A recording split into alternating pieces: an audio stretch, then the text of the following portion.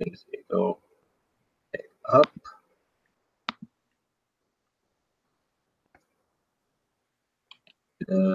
Says we're live. Oh man, it says and there we are. Hey, my fantasy. Right. Hello, everyone, and welcome to the first episode of Table Talk. Yes, I know, very original. You probably find like 3 or 4 other places titled exactly the same. But I'm Nicholas Knockin, Old Duskwell himself, being your host. And since it's the first episode of Table Talk, I'd like to explain what this is supposed to be. This is literally going to be a podcast that I'm starting to try and highlight the really neglected independent development within the tabletop industry. And so I hope that when I get that this gets big enough to try and get some exposure to a lot of these things. Sometimes I'll have guests, sometimes maybe not. I'll be depending on the episodes, and I like to apologize for any poor quality for tonight. I'm speaking through a laptop microphone. Don't really have any of my own, and I'm recovering from a cold, so expect to hear me coughing. But anyways, it would be fitting that for this first ever episode, we also have a very first guest. So would you like to introduce yourselves and give us a name to call you by? Sure. I'm Sean from the Empire of Ash team, and we're just starting out. We're an indie role-playing game, and excited to be on the podcast. All right. So that's great to hear. So I've already went through this rundown with you, but let's also go through the rundown for the others, and you just once more agree that you like the general idea of the format for this podcast. So for starters, we're just going to be talking about you and your team, getting to know the names behind the project, and then we'll be getting into the actual project, where we'll just have you explain to us what the game's about, the stuff going on behind it. Maybe we'll get into some details with it. And then afterwards, depending on the time, we'll probably take a 5 to 10 minute break. Then when we come back, we'll get into a sort of Q&A while we go through the official game PDF. And maybe get some questions from anyone in the chat if they happen to be watching. Then we'll take another 5 to 10 minute break, and from there the podcast will be somewhat officially over, but we get to sit and pal around book or bid until or otherwise, if you're basically tired of just talking, and we just do outros and start providing links and this, that, and the other to basically just see everything at. Yeah. Does that sound all right? All right. So with that, let's just get right on into it. So as we said, for starters, how about we get into tell you and your team. There's like anyone within your team like to be named? Well, actually, so a team might be a little bit of a misnomer. It's pretty much just me and the graphic designer, Nick Jizba, who, by the way, is friggin' fantastic to work with. Is he the one that did most of the artwork within the PDF for the game? So he did the Aberrant event piece, where you can see it's sort of an Escher inspired idea, with a tower that folds in on itself and everything like that. Otherwise, it's mostly just through freelancing artists. So Luke Sells did the piece that you can actually see on the YouTube thing. That's my bubble or whatever.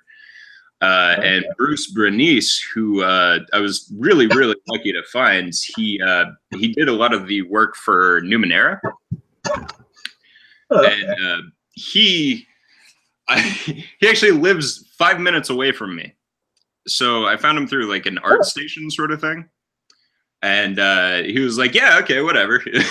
Yeah, I'll do some things for, kick me some That money. that is one hell of a coincidence. Oh my God, it was so lucky. I was on the verge of giving up, actually. Uh, but through his encouragement and not so gentle prodding of pretty much just like shoving me through the door, I actually got to the point where I could get some art and everything. But other than that, yeah, it's pretty much just me and Nick.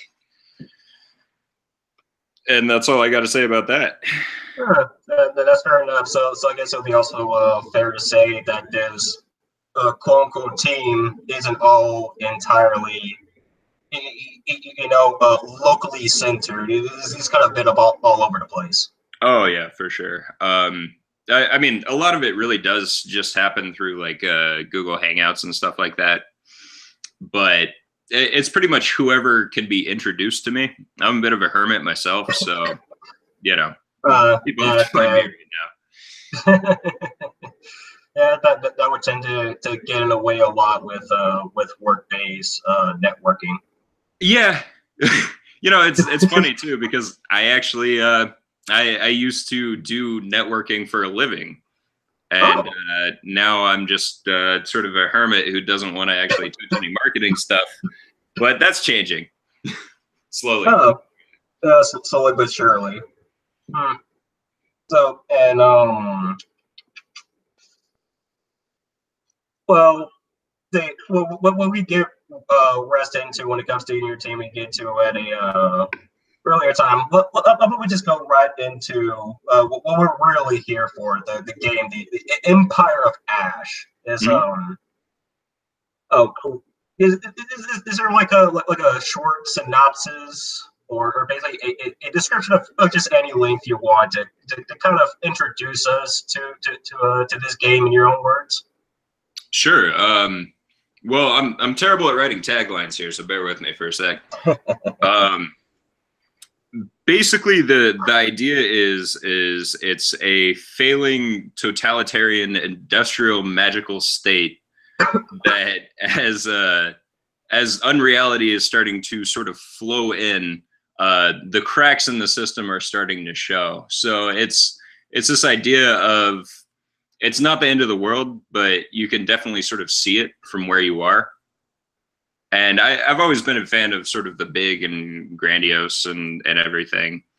And what I really wanted to sort of get across is I've been very interested in the Bronze Age collapse. So the systems collapse theory of when things begin to get complicated and when things get complex enough, one part of a system failing has a cascading effect. So what you're seeing basically is that it's this place where everything has been so built up for so long that things have to happen. And the only people that are able to sort of stay away from that and possibly even fix some things are individual free agents. So it's this idea that it's sort of the Tolkien idea, I guess, if I can get kind of pretentious about it for a sec, of, even the smallest person matters and even the smallest person can do good for the world, but that's only if they're able to really act as themselves. That's actually kind of interesting. I don't think even within my years of basically like scouring the net to try and find stuff to get interest in, I don't think I've ever really seen anything quite like Empire of Ash, because whenever I happen to come across your Twitter account and it read into the PDF for the first time, I was kind of interested in a lot of key points of the lore and basically how the game is structured for players and being like agents of what's sort of like this magical secret police. Yeah. for like a dystopian society, a dystopian empire. Like it's not even a society; it's an empire made up of multiple societies, and it was like sort of medieval, but also sort of industrial age. Kind of all sorts of mismatches that sort of just really popped out to me. Oh, thank you. And again, it's just something I've never really seen. Like I've seen elements of the game in other places, but I've never seen them all come together in one place like this game does. And Well, I think I you have, appreciate it. yeah, and I think you have a very unique game that I really hope does actually end up becoming big, because Oh, thank you. It's just one of those neat niche ideas that kind of needs a bit more of a spotlight. Well, I mean, hell, I appreciate it. Yeah, I mean, I guess a lot of the influence on there is when I was younger, my parents would have me read Lord of the Rings and The Hobbit to them because they were really bored by it. So it's like we're bored reading it, but so you just read it to us. Right. So they would fall asleep and I would be going through it and everything. But the thing is for I guess the setting itself, the reason that it was like that is because I kind of partially just wanted to make it I wanted to take fantasy, like actual, medieval fantasy, how we think of fantasy, and put it in an American context. So there's there's different groups within the autocracy, and that's our main faction here. And like even the fact that it's what's it called? It's ASH, right? So Autocratic States of Humanity. Yeah. It's supposed to be reminiscent somewhat of the United States of America, but with a lot of stuff kind of turned on its head, right? So instead of a melting pot, you have the three factions, and these are the three player types, which are the Duralians, Hemosans, and Valenites, and they're the Logos, Pathos, and Ethos, respectively. Oh. So the idea is that even though they're separated, and each of the characters is going to be interacting with one another and the world in a very different way, they're all a necessary part of the greater whole. So it's meant to be sort of an all-encompassing personality, I guess, by itself, if that makes sense. I could kind of see that since apparently Lord of the Rings is kind of a bit of an inspiration for a few of the plot points. I could kind of see that when it comes to like the humans, the elves, and dwarves, and Lord of the Rings. Right, yeah, they're all meant to be like representative of something within the Lord of the Rings mythos, right? So like orcs are corruption, elves sort of that nobility and whatnot, dwarves are greed and all that kind of thing. But the main part that I wanted to pull away from was, in Dungeons and Dragons and so much of fantasy, it really does take this sort of like Tolkien archetypes and then makes them more genre appropriate, I guess. So they all turn into humans with slightly different stats, or like some of them are green or whatever. The age old beam of the meta human alternative. Right, exactly. So that was the thing, is I really liked the message behind Tolkien, but I thought that the setting itself had kind of been done to death. The ideas behind them too were filtered from the Tolkien sense of what they're supposed to represent, and they were put into a modern lens, because like each one of these are basically humans, right? So orcs, elves, right, whatever. But because they were put through a modern lens, I felt like they lost the meaning behind of what they were. So that kind of leaves where I am, where the autocracy is this like medieval industrial. It's you can see elements of like the Soviet Union, Nazi Germany. East Germany was actually a big thing for me. I can see a bit of East Germany in there. Yeah, well, and that's kind of a side note. Actually, it was kind of funny. The state security was originally just the state security, not State Security Bureau. But people kept pointing out that the acronym for that was SS, and so I was like, oh shit. Oh, well, that's quite a bit on the nose there. Yeah, right. So it kind of freaked me out. And I was like, oh crap, I mean, these guys are in like black uniforms and they're dragging people out of their house and they're called the SS. So like, Oh, jeez. yeah, how am I going to change that? So I changed it to the State Security Bureau. Later learning that State Security Bureau was actually, it's the English translation of the KGB. Oh. Yeah, so no matter where I went, there is literally no escaping the similarities. Right? There's just absolutely no way. Right, exactly. So the other part of it is I really liked that sort of general theme that Tolkien had, but I like getting away from the fantasy archetypes as much as possible of like being able to see the world as it is within this game is very much influenced by like books like Annihilation and this sort of new weird quote unquote genre. I was sort of like weird as a tag along genre. It just basically means that this is like the actual genre, but different. Right. Exactly. So weird Western, weird sci-fi. Yeah, and it's oftentimes this sort of thing where the way that I see it is the difference is that with like a quote unquote, weird setting, it's just you have these things that you can kind of understand the implications behind it, but explaining it would actually just be a waste of breath because it's still not going to make 100% sense. And to me, that's like that's the essence of fear, is not being able to actually comprehend or understand.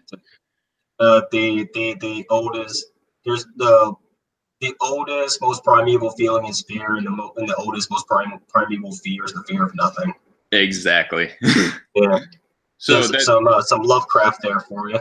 Right. Exactly. So, like, as much as I love the fantasy genre, sort of as is, and like D&D 5e and all the ones before it, I kind of wanted to do something different with it.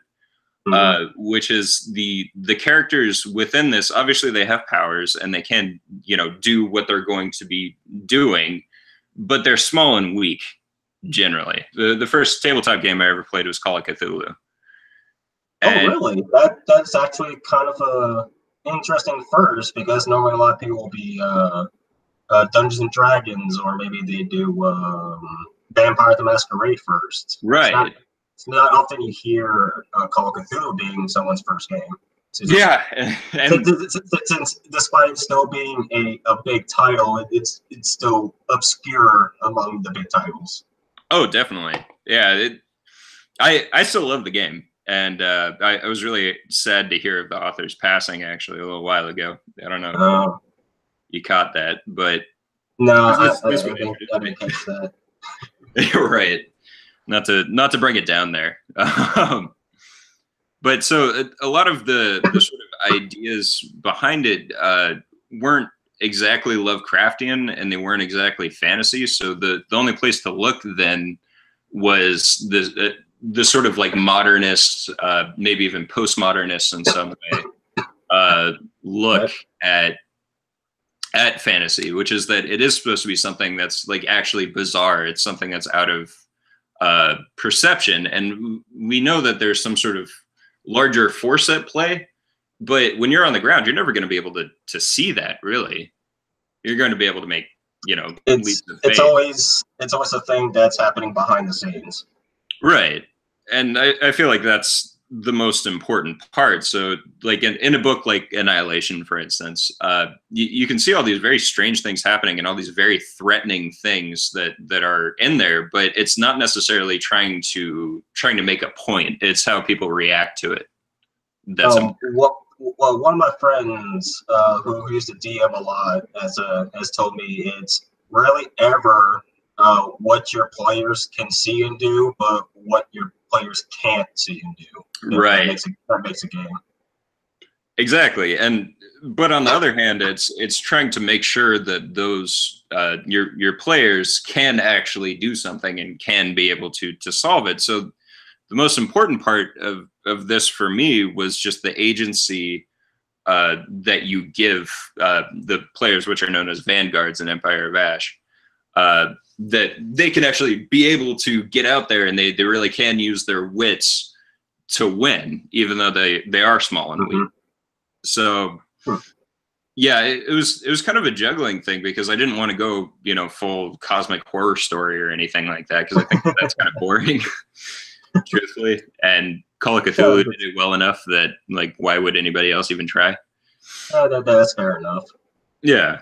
So on the other hand, I did want to sort of, I wanted to bridge the gap of trying to make sure, because the campaigns that people like to talk about in general are very rarely just like the combat oriented, you go through and you hit the monster until it dies or whatever. The campaign that people like to talk about are when they successfully outwitted the diplomats at the other side, and then they ended up, you know, killing an entire diplomatic party or something like that, right? Where they go in for turning in a bounty and somehow end up being within a revolution. Exactly. So trying to make it so you can have those giant, you know, set piece epic and encounters and stuff like that is obviously important, and that's in there. But what was more important to me was seeing the play styles that people were already using to make these games that they really liked in different settings, and then making an entire game system that's geared towards that. Right. So things can be memorable at all times. And that's where the setting came from, actually, too, is trying to make sure that at all times the GM can make something that is like truly feeling epic and truly larger than life and everything. But the bar is there that the players will not only feel smart, but they'll feel accomplished whenever they actually win. You know what I mean? It's not just a victory of gaming the game or just beating something. It's about what you've managed to accomplish on the grand scale of the story. Right, and you just said it way better than I did. So, you know, like, cool your jets there, cowboy. All right. I'm sorry, I just can't help myself. I mean, if you want to filter down what I'm saying, I would actually probably appreciate it because I'm just rambling at this point. But the whole idea is that, you know, your character isn't going to be interchangeable with something else. You're not going to be playing the game in the way that I want you to play it. The idea is that the GM and the players can kind of come to a consensus about really what is happening, if that makes sense. Right. And I guess it'd be safe to say you try and build the game around that kind of philosophy. Definitely. And, you know, I think that's a very once I would say safe, but a very useful idea to go into when you're trying to make a game. Well, I appreciate it. I mean, I hope so. I would definitely like to hear what people think, and, you know, the sort of back and forth with people that have played the game has been the most fun part of this for me. So you have managed to find some people who have played the game? Oh yeah, surprisingly enough, through my travels on places like Reddit and just through people that I know in real life. I guess a main problem is that oftentimes those people aren't really like streaming folk. They're usually like, you know, I think the youngest is 25. And it's just people that have been playing games since high school, sort of thing. Right. So there's not really anyone like famous out there trying to just playing that gets watched all the time. It's just your average Joe, maybe in a college or apartment dorm room. Yeah, exactly. Playing the game. Yeah. And that's the sort of people that honestly I'd like to target the most for advertising and everything. But it's sort of a paradox of, as much as I like them, they're impossible to find because, you know, they're with their group and they're with all, you know, the games that they've built up over the years and stuff like that. And, right. You know, that's great. It's just, it creates a little bit more of a challenge from my side of things. So, you know, It's my fault, obviously. Have you ever thought, because as someone who's in the hobby of creating my own tabletop games, I always have this idea of when I think a game is ready to be fully played and tested out to, save up some money and maybe it may be use the money to commission some people who live stream tabletop games to test it out on one of their live streams and give it not only a good testing and feedback, but to also give the game some exposure. Have you ever thought of doing anything sort of like that, or maybe you think that's a good idea? I'm just gonna pretend that was my idea, actually. And just stick the copyright seal just right on there. Right. So we're gonna have to delete this stream eventually. Apparently. Yeah. I can already feel the strike incoming. You're gonna get DMCA'd pretty hard. Oh boy. No, that's a really solid idea, and it's definitely something I'm gonna have to look into. Because I think it might be worthwhile. Like you never know how much they'll charge for it, but you definitely still get something worthwhile out of it.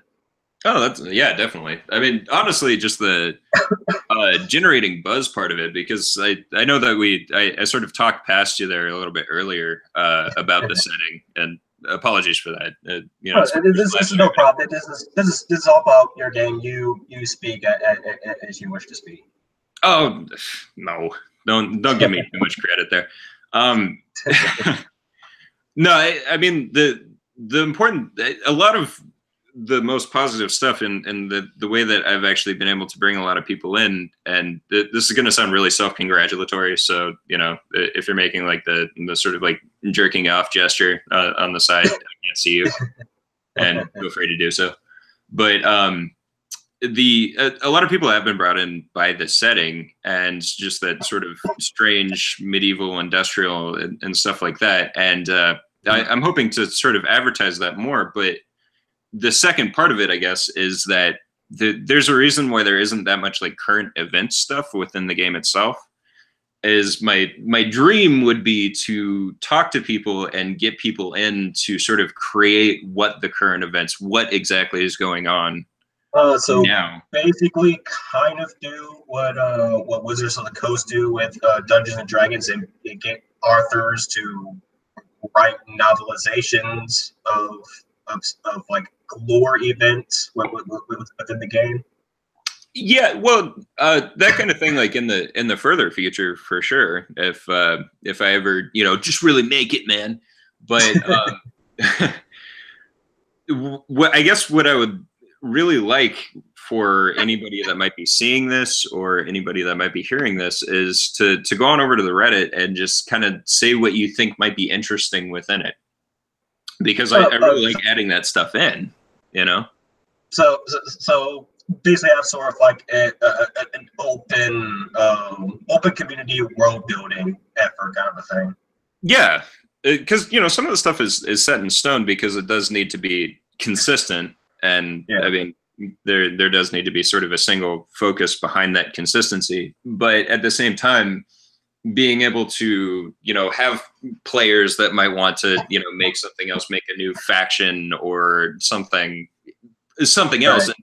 That's already within, the PDF itself of the actual game, is to say, like, here's what you can do. Here's what, some motivations or some ideas or something like that. It's intentionally made to be a very big world because of that. Yes, so sort of like how we were a couple of days ago, where we accidentally got into the mindset of actually spitballing a class idea. Right. I think you can probably actually get away with a lot of that, because even within the PDF itself, it states that this game is sort of in a beta phase, so it's still not fully like it's playable, but it's still not in a completed phase. Oh yeah, because and that's sort of a secret that I have is the completed version that I have with me that probably will never make the cut because there's just so much goddamn stuff in it is like 350 pages altogether. That And reminds me of a friend of mine that's like thousands of pages for his tabletop game. you get into a hole eventually. And they're not even like all in one document. There's several documents. Oh man. Well, see, that's what's kind of interesting. That's the stuff that I like, you know? Yeah, very deep. It is like with main stuff as well as supplicants. Right. And supplicants, man. Oh man. Well, Jesus. I mean, the thing that really I really enjoy is Warhammer. Warhammer, 40K and fantasy, and to a lesser extent, Age of Sigmar. And part of the reason for that is because it's as in depth as you would like it to be. And that's something that I really strive for is you could read like 50 pages of my PDF and you could read the first 3 pages and you have a pretty goddamn good idea of like everything that's in there, right? But more in-depth stuff is there if you want to use it or not. And that's the major goal. That is completely fair enough. If you can get a strong feeling what the game is going to be about within the first few pages, you could definitely hook in someone to finish it because they just like the concept. That's the hope. Yeah. I don't really know how true that is. Truthfully, I can only speak from my own experience, but. Well, I mean, they still have to, like, if they're interested in the game, they still have to read the whole thing to figure out how to make a character, at least. Yeah, I mean, well, yeah. I hope it's. I tried not to make it too complicated or anything like that, and hopefully, for after one read over and stuff, you know the rules well enough that it's like, oh yeah, this makes sense. But I mean, having the more in-depth stuff, I feel like really adds to it. Oh yeah, and of course, like the deeper you go, you can put in a lot more core things to flesh out the game to give it more of its own unique flavor within the world of tabletop. Right. Yeah. Having that sort of that idea of you on one side you have the unreality and all this surrealist craziness that's going on, but it's also something that you can choose not to interact with, if that makes sense. Right. You can go the straight dystopian government conspiracy and all that kind of thing route, and unfortunately it's something that we're starting to take just as with a shrug of the shoulders and everything, just with the way the world is right now. But or you can just go along with the government as is and just focus on the whole magical crazy stuff. Right, exactly. And the thing is that I really don't like to portray, for instance, it's called the autocracy, so there's obviously some implications behind there. Right. But implications. Right. Well, yeah, I guess it's more explicit than anything else. But part of the idea with designing the setting is that you have these people that they used to not be sapient. Humanity within Empire of Ash used to not be sapient, and they were pretty much enslaved, and they would go through. So their language came about before they were actually sapient enough to use it in a meaningful capacity. So what that means is, and this was another thing that I tried to put behind, the role-playing aspect and everything, is that they're very plain spoken in such a way that makes it easy, or at least I think makes it easier for a GM to sort of interact with, I guess, because they are, they're just saying stuff. They don't have any other words. They don't have any other words for it. It's called the autocracy because that's what they are. And so everybody kind of shrugs their shoulders and is like, yeah, this is the way that's been. Whatever. You know what I mean? That's a bit of interesting reason as to why it's called that way. They just call it that way because they don't really know any other way to call it. Yeah, pretty much. And why would you call it something else if that's what it is? I mean, Yeah. Yeah. So there's nothing inherently wrong with it being the way that it is. Exactly. You know, I had some pretty big air quotes there for a second there, but yeah, I mean, I feel like there's just a lot of the stuff that it made me respect a lot of you know, the process that goes into game design and stuff like that, because it's one of those things that I think that people do have to think about when they're designing a game, and it kind of floored me that, you know, I mean, I've been doing this for about 2 years now. It's taken me this long to actually get here because of all of those little tiny things that you have to add in that don't seem like big deals, but, you know, it might have taken a month to figure out. They may be little things, but they all stack up into big things. Right. It is eventually a part of a greater whole. And I don't know. I feel like that's sort of a thing that I guess is sort of a theme in the game as well, is that when something is incomplete, sort of like a cancer cell or something like that, it attempts to grow to justify its own existence.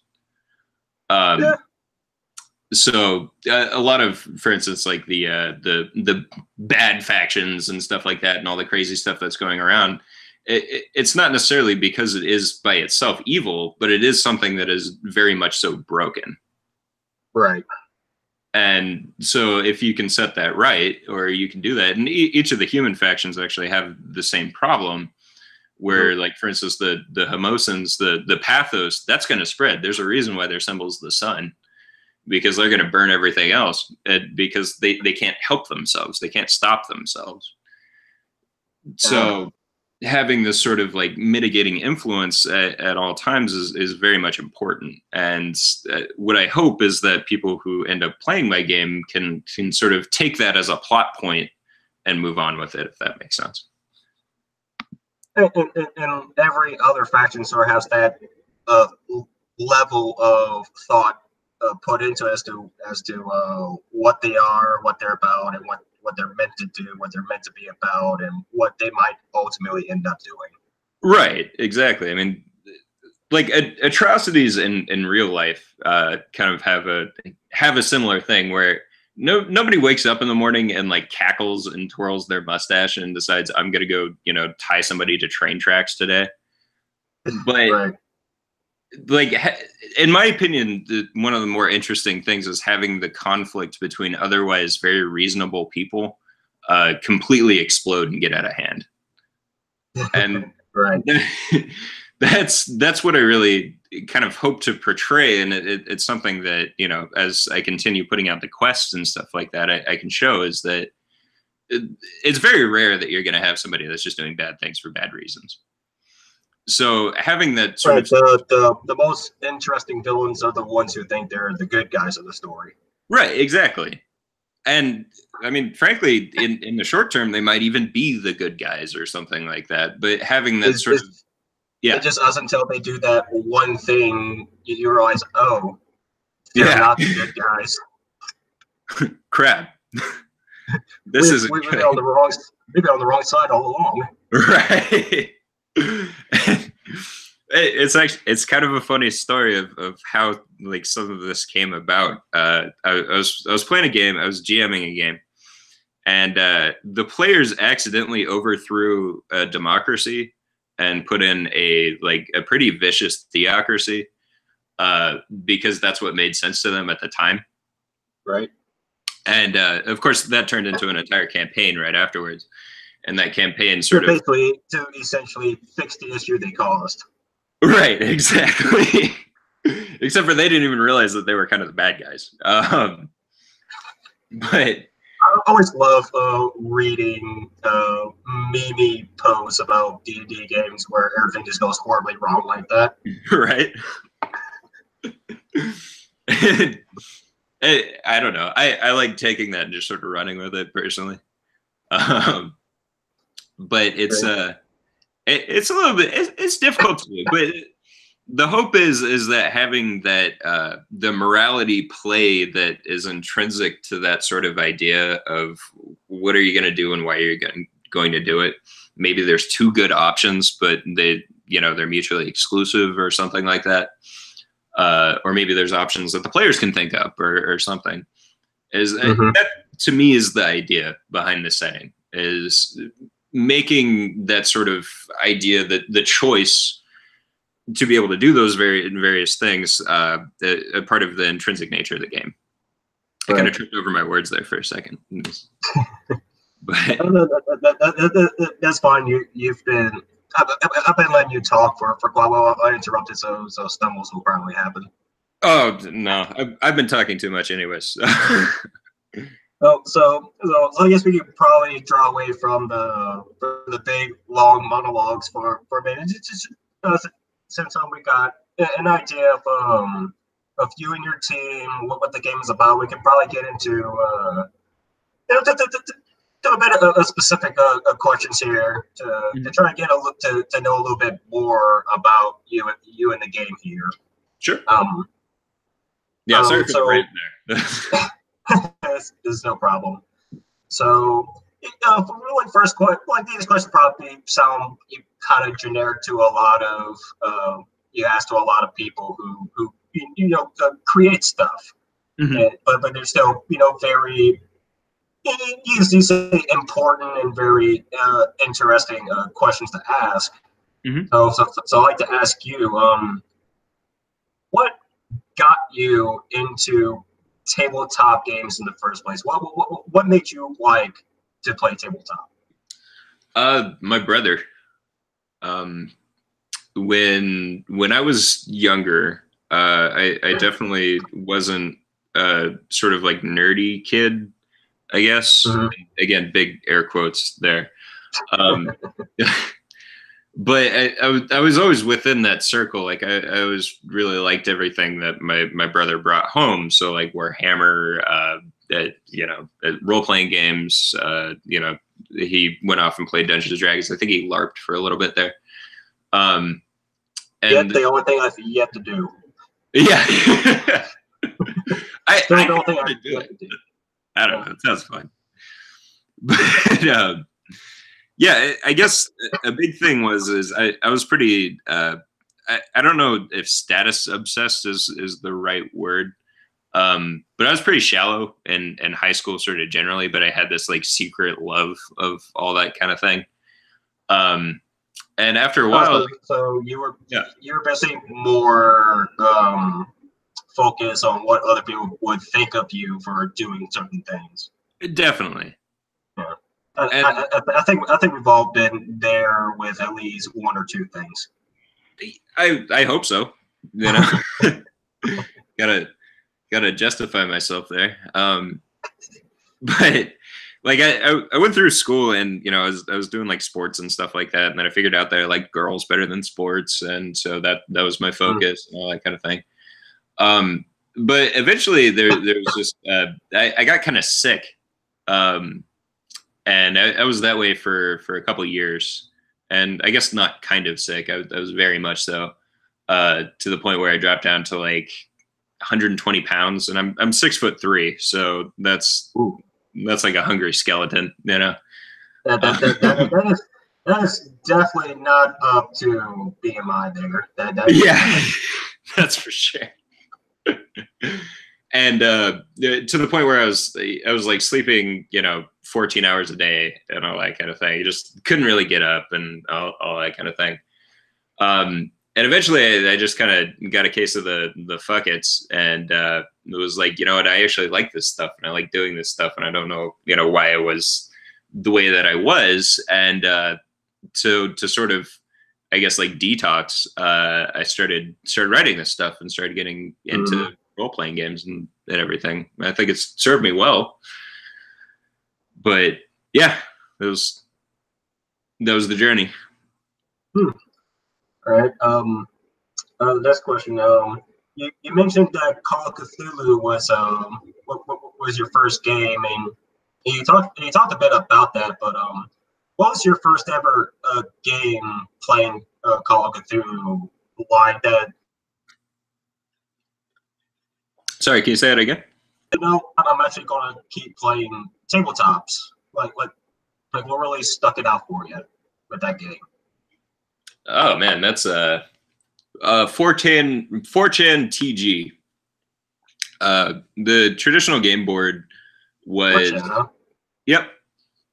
It was the place to lurk at the time. They always had these really cool stories about like things that they made up and kind of did and all that kind of thing. And that really that was the hook for me. It was just seeing how creative and frankly just intelligent these people were, and how much went into the various games and everything that they were doing. Fascinated me. I couldn't stay away from it at all. And I guess it was through 4chan you got into your first game of Call of Cthulhu. Well, so after reading that kind of stuff, and after like finding like Warhammer 40K that was on 4chan at the time, that's where a lot of those stories and stuff like that came from. And eventually, my brother saw that I was doing that, and he was nice enough to invite me to a game. And from there, the rest is history. Good to very good to hear. And I guess the next natural step from tabletop player would be tabletop maker. What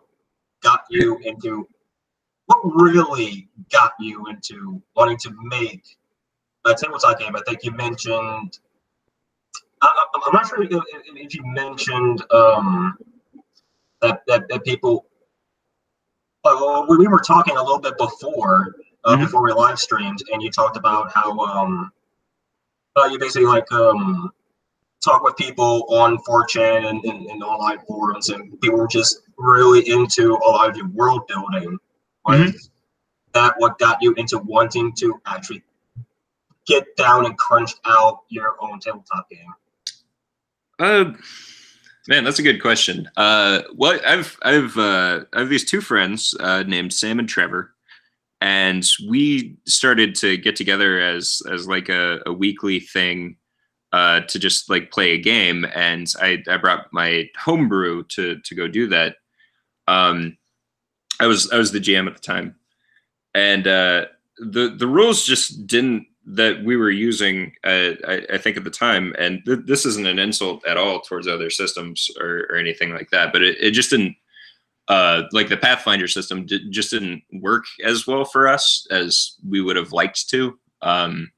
It was oftentimes like this very informal interaction and stuff like that, sort of where Empire of Ashes system came from completely was from that.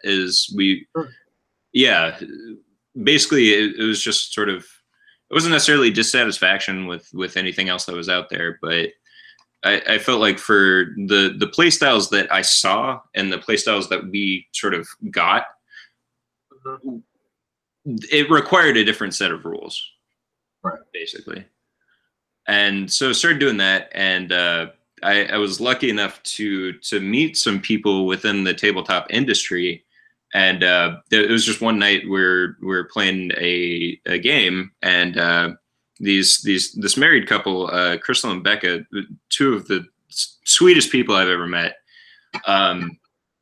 eventually were just like, hey, we know some people within the industry, and I guess apparently my brother through like 6 layers or something like that knew somebody else, and I started talking to people within the industry, and eventually with just enough encouragement and stuff like that, this is kind of what I decided that I wanted to do.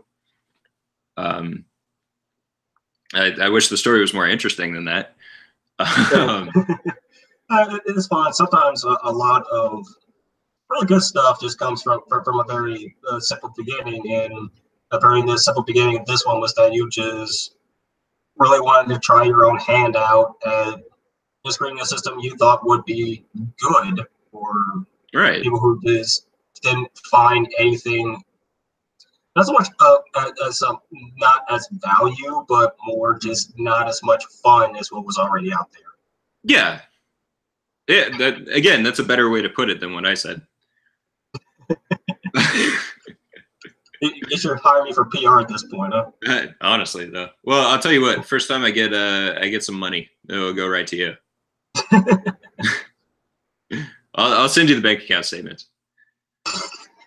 Yeah, so, no. I guess we're on the. Oh yeah, more to say. Go on. Oh, I was just gonna say that's probably the way to put it. I felt like a lot of times there's this weird bridge that people have to cross in between role playing and the numbers, the mechanics and stuff like that. And I feel like having that sort of bridge is unnecessary. Like it doesn't have to be coming from a war game perspective necessarily, or like a tactical game perspective. But it can have those elements in it.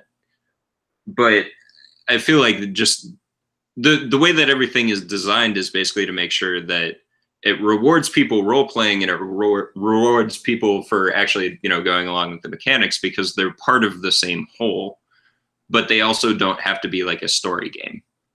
You know what I mean? Right. So I just kind of felt like, when so many people have complained before about how role playing does feel separate from the actual numbers and everything that's going into it, then I felt like that was a niche that I could find myself in. Right. I mean, you want to use the environment, you want to get bonuses for doing smart things. You don't want to be, sort of, you don't want to be prevented from doing something, right? But those things that you're doing have to make sense. And that's the entirety behind the mechanics, and the only real reason why I wrote a game is because I felt like I could bridge that. And if I sound incredibly pretentious, that's probably because I am, I guess. So please ignore that if that doesn't sound great. Well, so long as you're only self-aware about it. And I hope so. No, and I mean, just. I'm not trying to like trash anything else or anything like that. That wasn't more trying to put my own merits forward and sort of my mindset going. I'm sure a lot of people probably have some to keep it mildly, some critiques when it comes to systems with certain games. Yep. I feel like I've read books on the subject at this point. That is quite fair enough. But on the topic of systems, the system for Empire Hash specifically, did you get an inspiration from another source when it came to making the system, or was it just something you just made and just entirely on your own? Well, I guess it was a little bit of both. Did basically try to get people a rough idea of what to kind of expect from the system, if it's from anything they're semi-familiar with? So I would probably say Fate first. The main difference is in philosophy, I guess, but behind it, of just sort of the idea of how because Fate very much is like a narrative first system, right? Right. And I just kind of wanted to flip it on the head. So, and that's not to say that it's like mechanics first or anything like that, even though I think that's an important part of a game, is to have the mechanics first. But I guess the difference is it was just going from the opposite perspective of instead of necessarily putting anything first, is that it has to be something that I don't know what I'm trying to say here, that the table can agree on, and well, no, that's a terrible way to put it. What would you say when it comes into terms of developing the game, instead of one then the other, trying and working on both simultaneously and have one kind of affect the other? Yeah, okay. Yeah, no, that's a way better way to put it. Yeah, thanks again, by the way.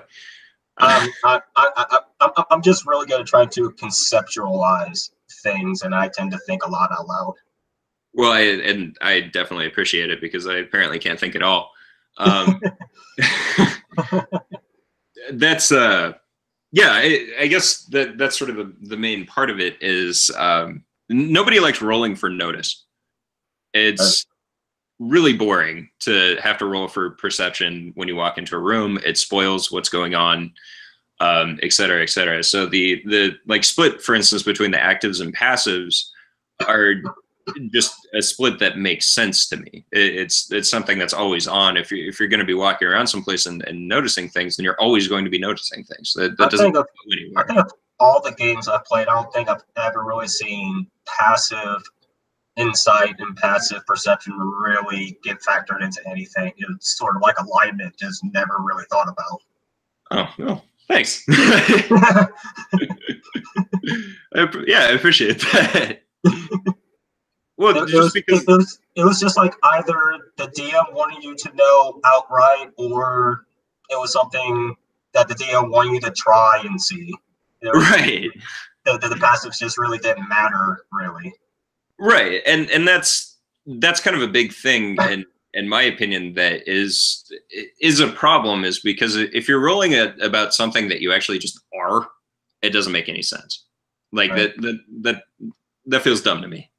You know?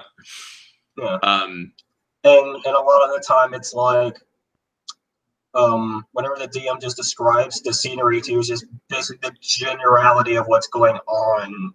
And he just sort of like hides everything within the generalization, and you have to brute force a perception roll just to see if anything interesting is going on. Right.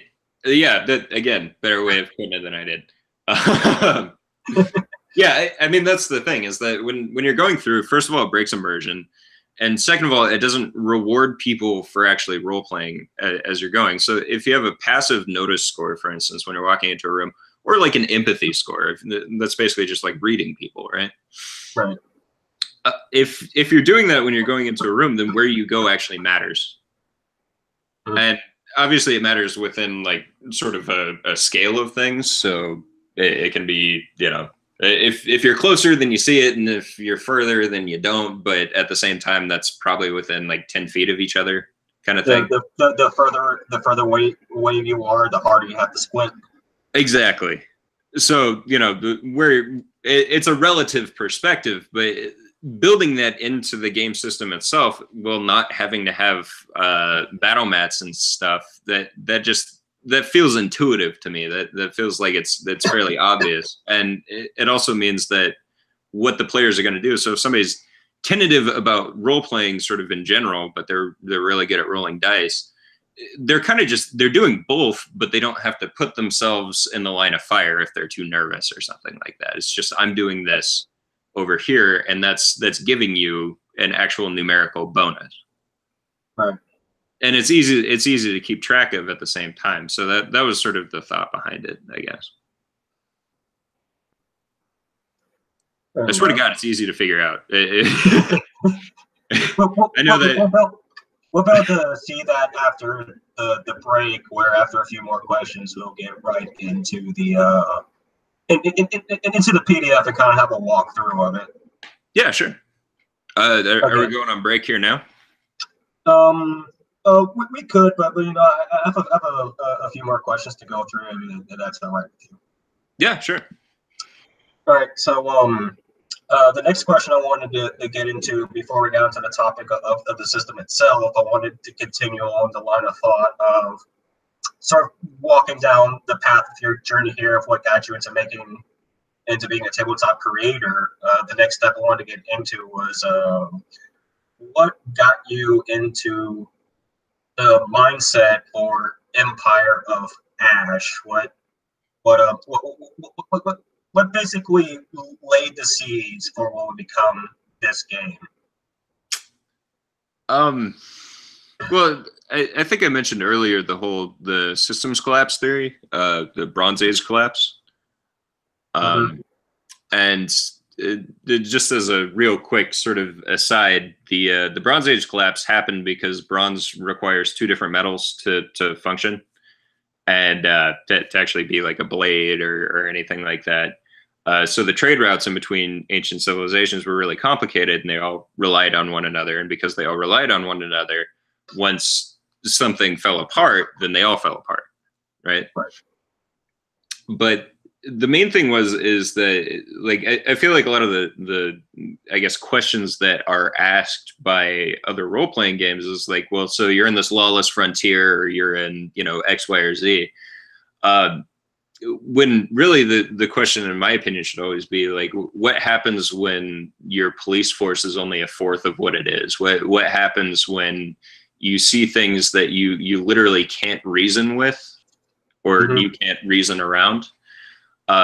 So, like, for instance, again, you know, going back to the different humans, they're all logos, pathos, and ethos for a reason, because none of those ideas can actually function in relation to the things that they're up against. What happens when something is totally unreasonable? What happens when things have, you know, a perception that just doesn't make any sense, or no, you know, blue and orange morality and all that kind of thing. So getting into the mindset, I guess, was just because I started writing this back in, I want to say like 2015.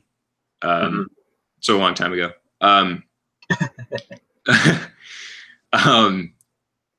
I don't know. I mean, it's kind of hard to answer the question just because it was so long ago. What got me into the mindset of it was like John Carpenter movies, specifically In the Mouth of Madness and the like, and just in general sort of surrealism. And I wanted to juxtapose that against something that does feel very normal.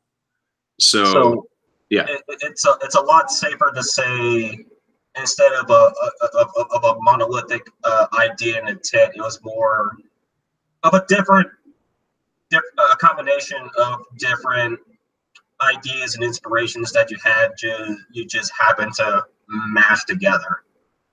Well, I guess okay. So I really like reading those nerdy books that come out for things like Dungeons and Dragons and stuff like that.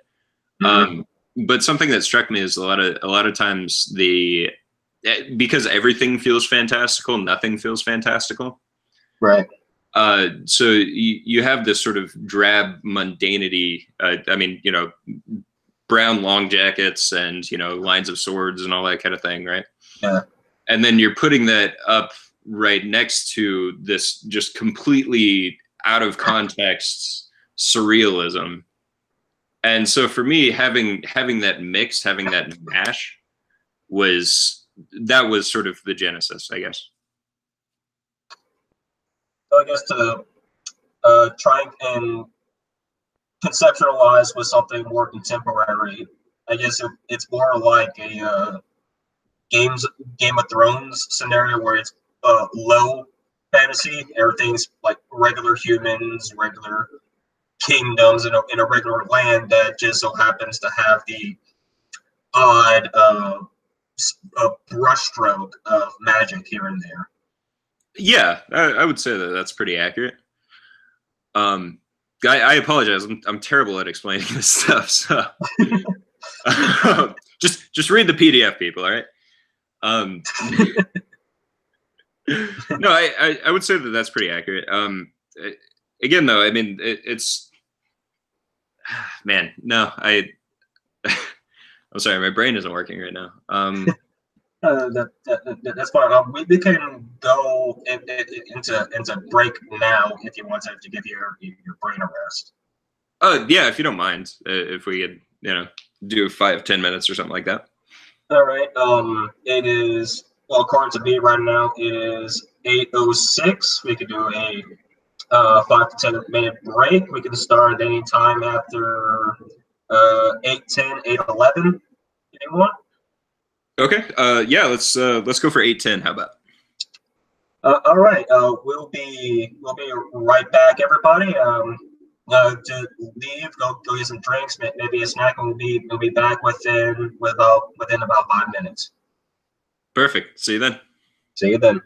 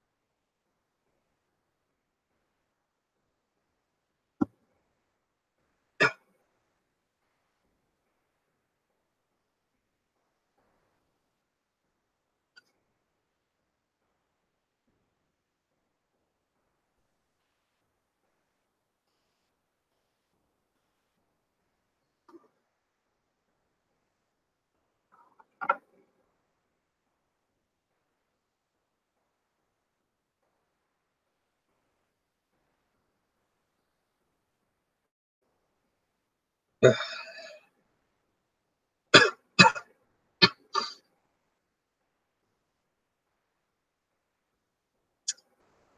being sick is not fun.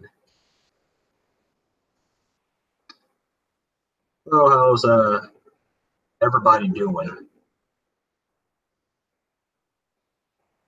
I say that, but we really don't have people watching. There's some chat going on, but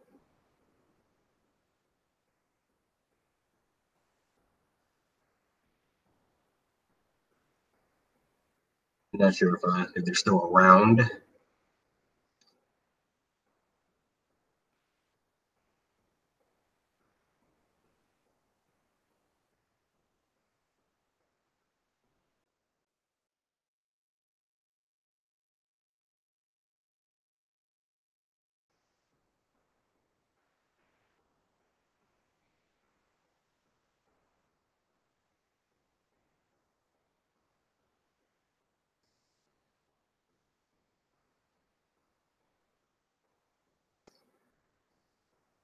Yeah, working on some missions, Ninja. Any of them for big guys going on?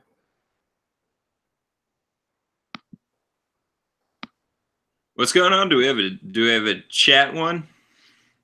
Oh yeah, one of my friends decided to jump on. He's the guy who's done the artwork for my profile picture here. Oh, cool. Hey, Ninja. Ninja's a pretty cool guy. Seems like it. So you think your brain settled down a little bit? Think you're doing a little better?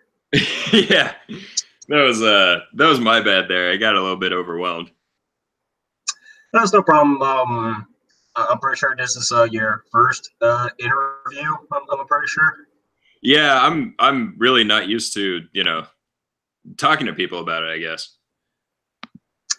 That's fine with you. Just consider it just practice. Yeah. Well, you'll have to have me on again here when I'm actually, sensible, I guess. Oh yeah, we could definitely get you back here with future updates, or if the game has a, I guess, quote unquote full release. Mm. Yeah, we're getting there, man. All right, so I guess with this we are officially back in the saddle. All right. Once more, we have the mind behind Empire Ash himself here. You're giving me too much credit, but thank you. So let's get back into the question I before, and consider I've already mentioned that this is a beta. If you could give us a rough idea, since apparently you also have your own quote unquote completed version already, and just releasing, I guess, more refined updates from that. How much do you think? How much left do you think there is to be added before you can call this a completed game?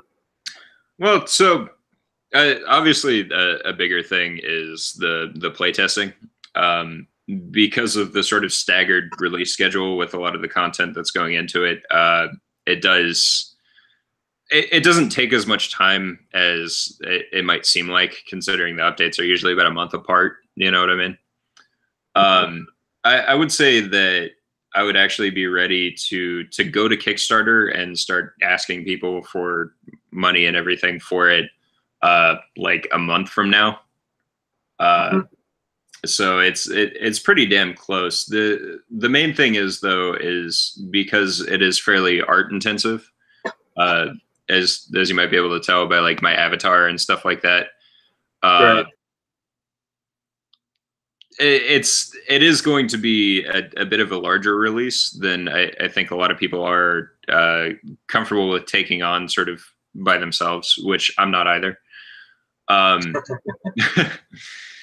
So a big thing for me is actually finding there's 2 slots left that would actually make it a team, which is the editor, which I feel like is going to be very important going forward, and because that it takes a while just kind of doing it yourself, and you don't have the right perspective. If you're just you always need that outsider to come in and point some stuff out. Exactly, and finding somebody that knows their way around the sort of marketing world with this sort of thing would also be very helpful. Just because I don't want to start a Kickstarter and then have it get halfway through and then fail. You know what I mean? Right. Not become one of the failed projects. Exactly. I don't want to get demoralized in that way, so I don't want to fall apart on that end. But yeah, I would say that as we're speaking right now, probably about a month in the future, I could put it out. What I'm hoping for is that just by tugging all the strings that I've found, I can find some people that do have expertise within this industry that would be able to help me out for, a cut of everything that happens afterwards.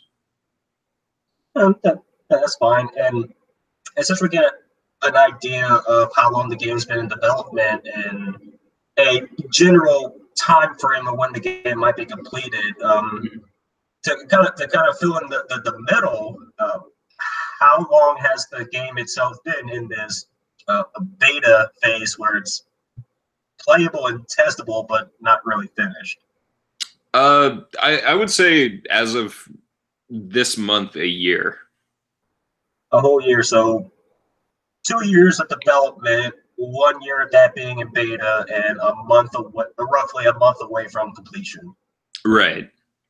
And that would be assuming just like constant, nose to the grindstone work as well for the month, afterwards. Right. Well, of course, because you got balancing issues to deal with, and of course, that is not to go without saying the usual stuff that comes like after an official release, which can be like I'm not going to say right off the bat like supplicants and expansions, but at least like preset things to help people get started with the game. Right. Preset characters, preset locations, preset missions and stories.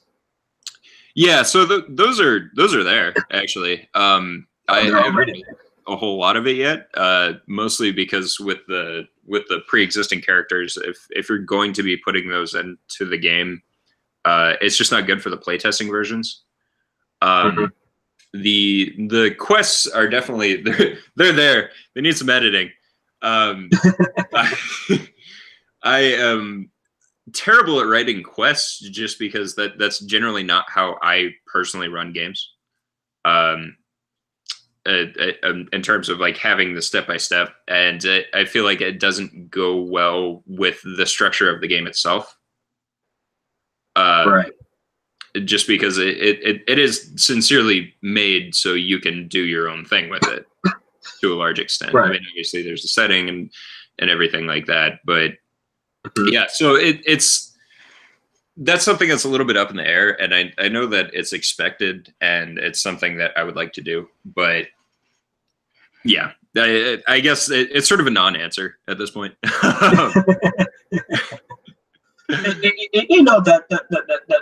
That's fine. There's just some things that aren't really planned out thoroughly, just are not even considered, just something that just isn't there. There's not really much you can do about it. Right. Yeah. So I mean, I think it is kind of, and it was definitely a mistake on my end for not understanding everything that necessarily goes into it, just because I have been doing all this stuff on my own for such a long time. So having that sort of outside perspective was really refreshing of like getting advice like that. Right. Yeah. Let me tell you, it's a bit of a thing to go through and get all that kind of stuff done. So I could definitely like tomorrow release all of those different parts of having, you know, the preset characters and preset quests and everything. I think for this version, that's not necessarily useful, and that's the only reason I've been putting it off. Right. So now this might be a difficult question. How difficult would you say it was to get the gumption to say, okay, I've made this thing, it's playable, now I gotta get it out there?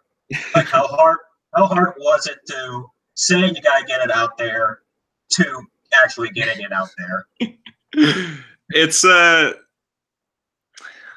and you can do this the literal sense.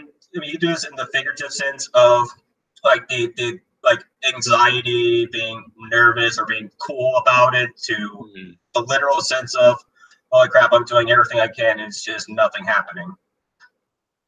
Yeah, that's. You can take it either way, or take it both ways. I'm gonna choose to take the second here for this first one. I've actually gotten a lot of accolades and stuff like that on places like Reddit and even 4chan's TG, which is amazing, because they're not supportive of anything, and that's actually a mindset that I respect to an extent. But just being able to play and enjoy something despite hating it, I think is really a leap of faith for a lot of people. So, you know, big ups to all my nons out there. But the thing is that the first couple versions were awful, and that's going to be true for anything that anybody does. Whenever, you know, doesn't matter how long they've been working on it, if you don't have that outside perspective, then you're fucked. But should I not use that sort of language for? Anyways, it's fine. This isn't a very professional place. Well, okay. So to answer the question succinctly, because I keep rambling on you here, is I would say that it takes more gumption than I actually have, which is why I've been kind of languishing a little bit. I'm really bad at shouting into the void. But the people that have read it and the people that have played it have consistently really liked it. Obviously, there were some problems with the earlier versions. So I think part of the issue is just my sort of hesitance to really, you know, go in 100%. And the other part of it is that I don't think that this audience is necessarily like pro the beta route of most things. I think that's a lot easier for video games than it is for tabletop games. Right. So part of the problem is, in my opinion at least, and I could be totally wrong, is that because there isn't an actual marketing push, and because I haven't been asking for money, that's actually it's harmed it a little bit. Because normally, even if they don't like the thing or not, as soon as finances ever comes into a thing, it just immediately gets more of a spotlight. Exactly. So that's I don't know. It's a little bit on the edge there. I don't want to, you know, speak to other people's you know, the reasoning, obviously. But yeah, I would say that part of the problem definitely is just not necessarily having the gumption. I'm kind of a hermit, honestly. I don't really like putting myself out there that much. But yeah, the other part of it is just screaming into the void is very difficult, and it's time consuming, and it's not something I'm good at. So does that answer the question? It does. It was a lot easier once it was actually out there, because you managed to find people to actually like it. It was just a lot harder for you to take the first step into putting it out there. Yeah, and as of right now, I'm kind of in a weird place with it, just because it is like a playable beta that people have really liked, the ones that have read it. Um, so I guess my problem is that I'm in this really sort of middle ground space that I'm not super comfortable with, and that's been showing because I've just been working alone over the computer by myself. I guess kind of repeating myself as well. So yeah, it is a very, very difficult process overall. I'll just say that. Overall, I know we got into a little bit about it earlier when we got into talking about the preset stuff, but after you have the full release of the game out there, and of course, do the usual. I guess a video game turns bug fixes and balancing issues. Do you have plans on doing anything else, whether it be supplicants or expansions for Empire of Ash, or if it's entirely new IPs, or just chilling with just Empire of Ash? I would love to do supplements. That is something that I if possible someday I would like to make a career out of this.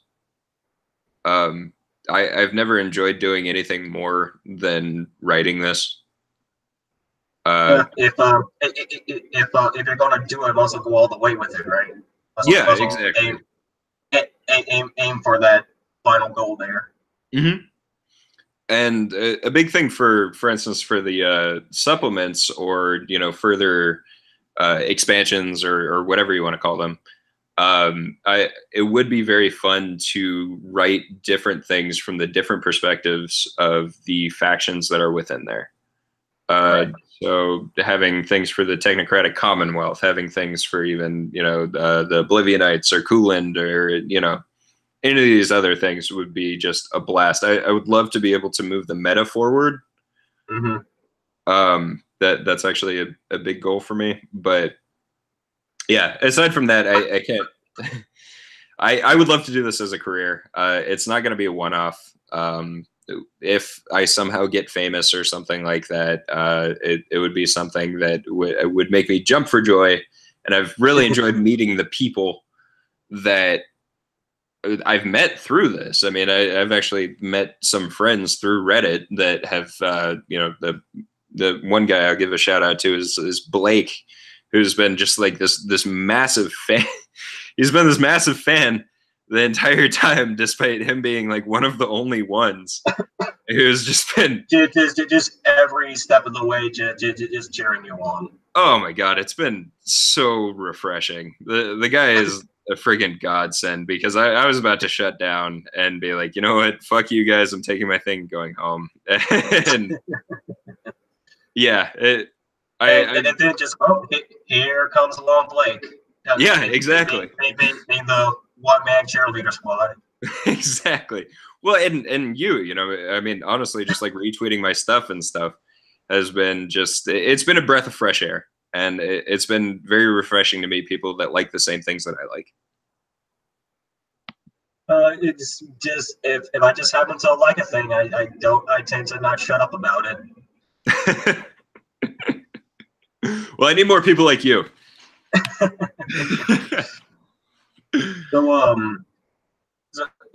onto that note, I want to get into a bit more of personal stuff here. Sure.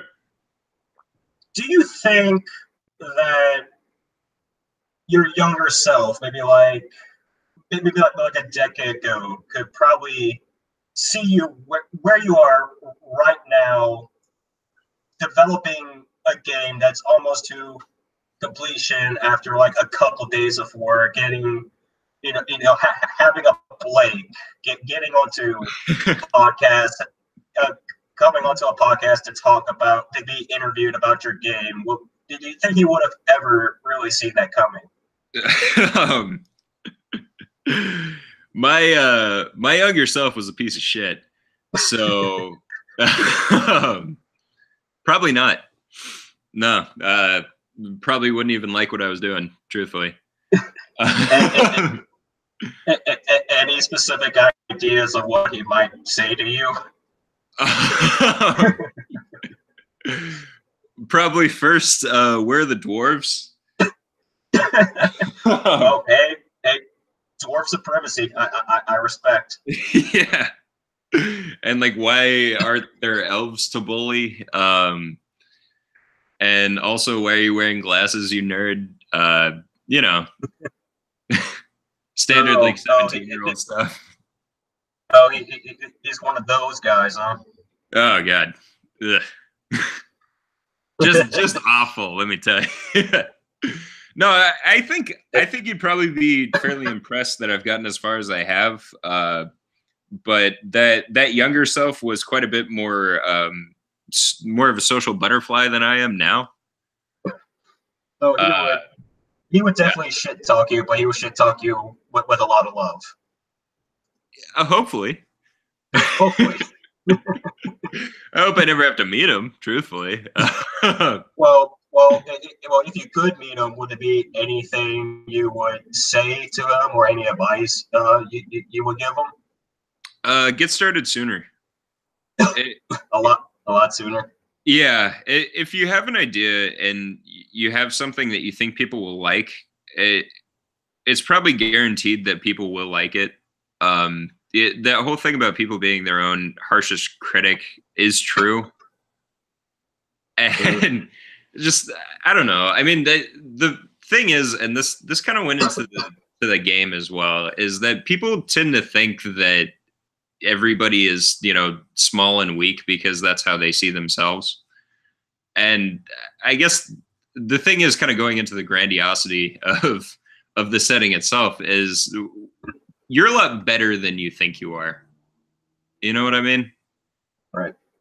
I mean, don't get me wrong, you shouldn't take life advice from me at all.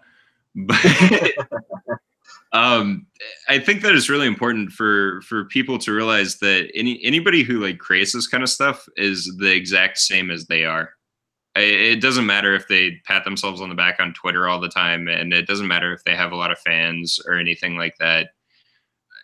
It's guaranteed that there are people just like you, and taking that advice to heart is probably the most important part if you're going into something like this. If you're trying to get yourself out there, if you're an author, aspiring filmmaker, or something like that, nobody who's up there now ever thought that they would be where they are. And taking that and running with it and thinking of yourself and what you want to put out there as good is the single most important thing that you can do. So I always liked the mindset that if you're doing something that you love and you do it earnestly, you will find people who will love it along with you. Exactly. Definitely. And to me, it's just like, I think that a lot of the thing with modern society, and I'm not going to, get in any way political or anything like that, but I think a lot of modern society is so big right now, and there's so much that you can see that you tend to lose touch of kind of what you are yourself. You see all the great stuff on social media and everything of, people living these extravagant lives and all that kind of thing. And you forget that part of you that is bigger than you think it is. It is incredibly easy to lose sight of the individual within the collective. Exactly. Yeah. And that's something that we all do every once in a while. And I think that, in a lot of cases, that is why, depression and all that kind of thing is such an ailment in the modern world, is because we have nothing really to connect to at all. And because of that can make people feel like they're, not as good as anybody else, or they're a non-actor, or they're a statistic or something like that. It's ridiculous, but you can't fault anybody for feeling that way. But right. You need to get rid of that totally. I'm not good at it. but if you're doing something, It's fair. It's actually very good advice. Always take care of the individual before the collective. Don't ever lose sight of yourself. Right, exactly. And like you said, you know, if you like it and you think it's great, I can guarantee you that somebody else does as well. What would you say your experiences were like before you started working on Empire of Ash with tabletop gaming in general? You could be you could just generalize it or provide some specific situations that really sticks out to you, but just overall, what were your experiences like with tabletop gaming before you started working this game? Good, very, very good. I played with friends. My brother was big into it. Everybody that I knew that liked playing tabletop games seemed actually like a pretty smart person, honestly. Right. Well, considering a lot of tabletop involves a lot of math, it could very much seem like a smart person's kind of pastime. Yeah, totally. But yeah, that was my sort of general. I mean, speaking specifically, I would struggle to find instances that would be more specific than I actually have a lot of respect for. I had a lot of respect and then I became one, if that makes sense. Mm-hmm. They seemed like cool people. They seemed like they just kind of did what they liked. You know what I mean? and I respect that. So eventually I got brought into it as well. Right. And I was also about to ask, since working on Empire of Ash, if you've had any differences when it comes to experiencing the tabletop gaming industry. Do you mean the industry or the people within it? Well, just in general, as before, just tabletop gaming. If working on Empire of Ash ever change your perspectives or anything, or if anything new sort of happened since you started working on it. Can I ask a little bit more what you mean, just so my answer can be a little bit more concise? It's just that a lot of people tend to, whenever they enjoy something, they get to the idea if they want to be not just only a part of it, but also become a creator of the thing that you like. And then when they become a creator, they've either get soured experiences, or they come to enjoy it even more, or they come to even have a greater, more profound respect for the craft. I was just wondering if there's any comparable differences between your opinions on tabletop gaming since you started working on Empire of Ash. Oh, okay. Yeah, I'm starting to understand a little bit more. I would say that my overall opinions about the people within the hobby itself have definitely not changed. If anything, I've grown in respect even more for the people within, just because of the dedication and the sort of love for the various settings and games and stuff like that out there. Right. I would love to be a part of that at some point, but it has changed a little bit.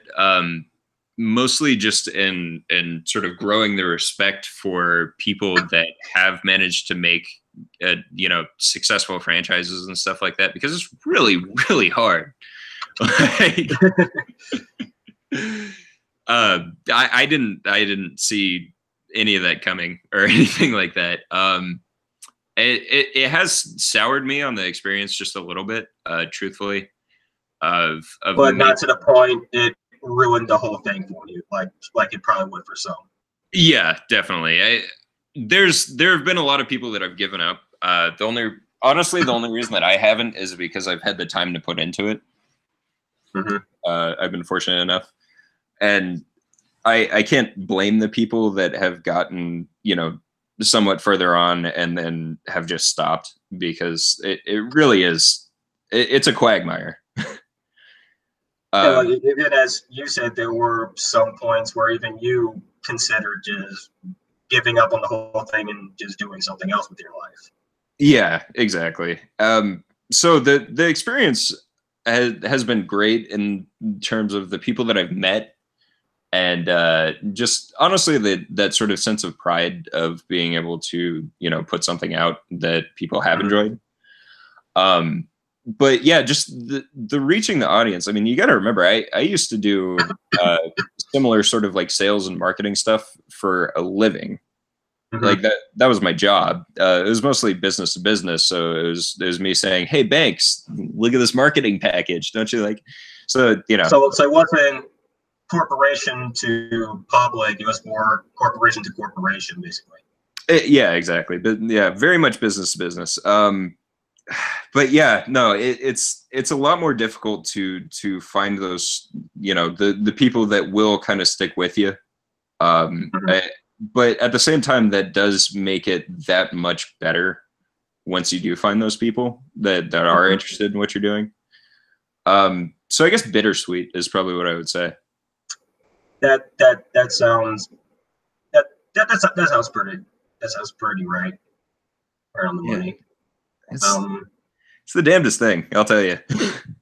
And speaking of people, since working on Empire of Ash, have you met any interesting people you never think you ever meet, or done interesting things you never think you ever could have done because you've been working on Empire of Ash? I got to meet a couple people within the industry that I kind of fangirled out about, honestly. Rob Heinsu is the creator of 13th Age. He also did Dungeons and Dragons 4th edition, and you know, worked at, which was my first edition of Dungeons and Dragons. Oh, really? Yeah. Oh, that's fun. And also my first ever tabletop too. Really? Huh. I'll have to pass that along, actually.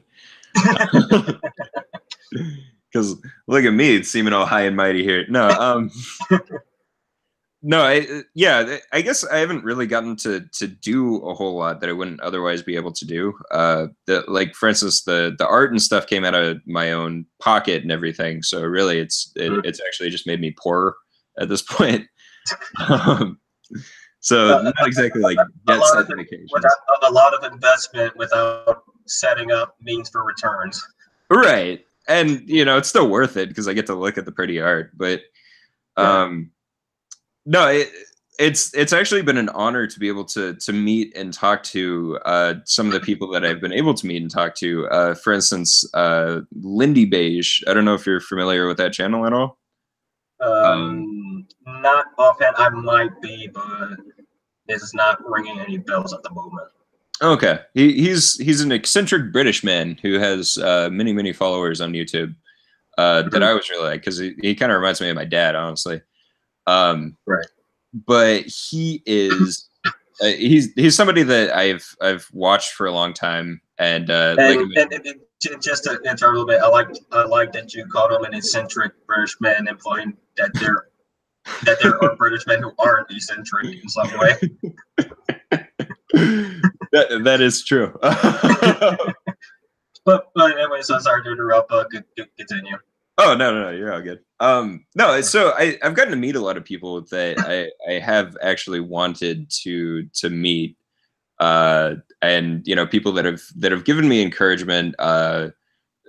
Somebody named I don't know if you're familiar with him either, but Grant Howitt. He does like one-page RPGs and stuff like that on Twitter. That sounds a lot more familiar. Yeah, he did Everybody is John. Oh yeah, right. Yeah. And it was honestly just an honor that he talked to me. He said that my game was good and stuff like that. And, you know, we had a couple short conversations aside from that. But yeah, so a lot of the people that I got to meet have been people that I find very interesting. And I wouldn't have been able to do that without writing Empire of Ash. But you haven't done anything, like maybe you haven't gone well, you're a hermit, so I would assume you probably never went to any conventions or big meetups to try and get your game out there or anything. Yeah, no, not yet. To be truthful, it's more just a money thing. I like, you know, taking a plane and going somewhere and all that kind of thing is just not for like a few days or sometimes even a week. Right. I can't really afford it, so I don't. Planes and hotels are expensive, people. Yeah, that's for sure. If I'm gonna be doing something like that, it's gonna be treating my girlfriend. It's not gonna be for me, you know. And that is perfectly understandable and very admirable. Oh, jeez. And so, with that, we're going to go into a screen share here to basically a walkthrough of the PDF itself and talk a little bit about that. Maybe deliberate a bit on some information, ask some more specific questions. If anyone in the chat would like to ask some questions themselves, feel free to. Since I'm screen sharing, I probably won't be able to read the chat as often as I am now, but I will periodically get to it, so don't worry about it. So let's get a screen share going.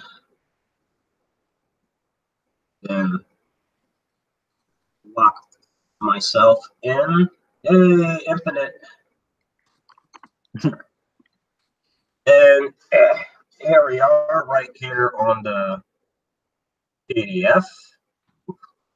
Again, trying to get this to a more bearable thing. All right, so, all right, I like to say I do love the art that you managed to get for this PDF. It is very well done. You see, you got from like multiple sources via commission. Yeah, and thanks so much. That's another big shout out here to Luke Sells, who did the character art. He's on Twitter, and you can definitely find him around the internet. And here you can have all the links here. And here we get to the map. Now, I always love it whenever games or books or whatever actually provides maps. It is actually very useful for relative placement of game of whatever you're consuming. Mm-hmm. And this does seem a bit like a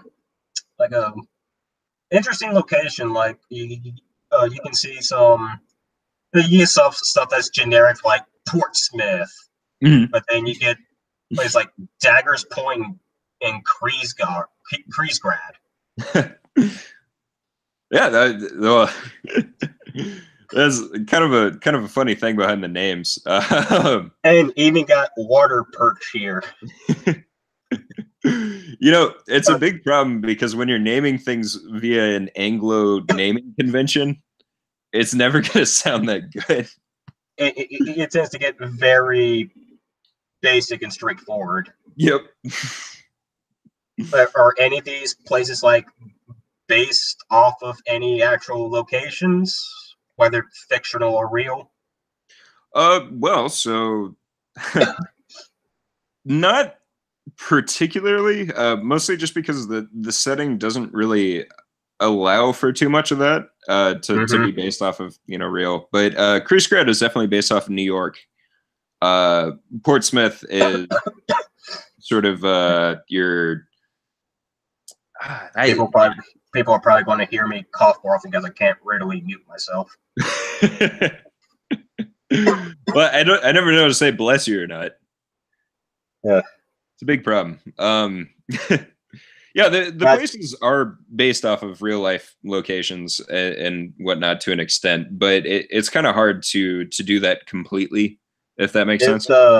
Is the map in of itself kind of based off, because whenever I saw like here specifically, I kind of I don't know if it's intentional or not, but I immediately kind of clicked. Oh, this kind of looks like the UK if it was still connected to the mainland and flipped on an axis. Yep, hit the nail on the head there. Or maybe even Japan a little bit. It's well, so you see the islands up on the top there. That's that is like supposed to be similar to the Sakhalin Islands on top of Japan. Okay. But yeah, so the mainland is very much based on the UK, which I guess is kind of interesting because not much else is based on British anything within there, aside from some of the naming conventions and stuff. And would that be where the geographical simulators are in? This is just generic landmass, kind of? Oh, yeah, whoa. Try not to use words like generic here. It's actually supposed to be based on the Eurasian plain to an extent. Okay. So a bit of like northern China, Mongolia. Yeah, it's it gets to be a little bit of a confusing thing because, like, for instance, the Valenites are they're based on the South, like the U.S. South, with Mongolian and. Will they indeed rise again? You damn rebels. No, yeah. Anyways, we could just skip past that because I'm going to be tripping over myself this whole time. Yeah, that's fair, dude. There's a lot more to cover because we're not really going to get to all of it, but here's contents that can go over 131 pages. So. Yeah, it's a little much. I know it covers a lot. Here we get the basic intro to the game, which we kind of asked of you at the beginning of the stream, and I guess it would be just repeating the points. But I would like to know, for people who might be coming in late within the live stream right now, I still find the story behind the State Security Bureau just absolutely hilarious to listen to. Mostly not anything because of the State Security Bureau in itself, but just trying to make it in the meta is just hilarious. Trying to name it. Oh, this is the SS. Quick, just put Bureau at the end of it. Oh no, wait, that's the English translation of KGB. Damn it. You know how damn hard it was to design the uniforms for those guys too, and that be out Nazi. Yeah, well, it's one of those really awkward emails that you have to send people with like the subject line is like, so how SS is 2SS, you know? So who wants to play my game that has Nazis in it? Oh, by the way, they drag people out in the middle of the night. Yeah.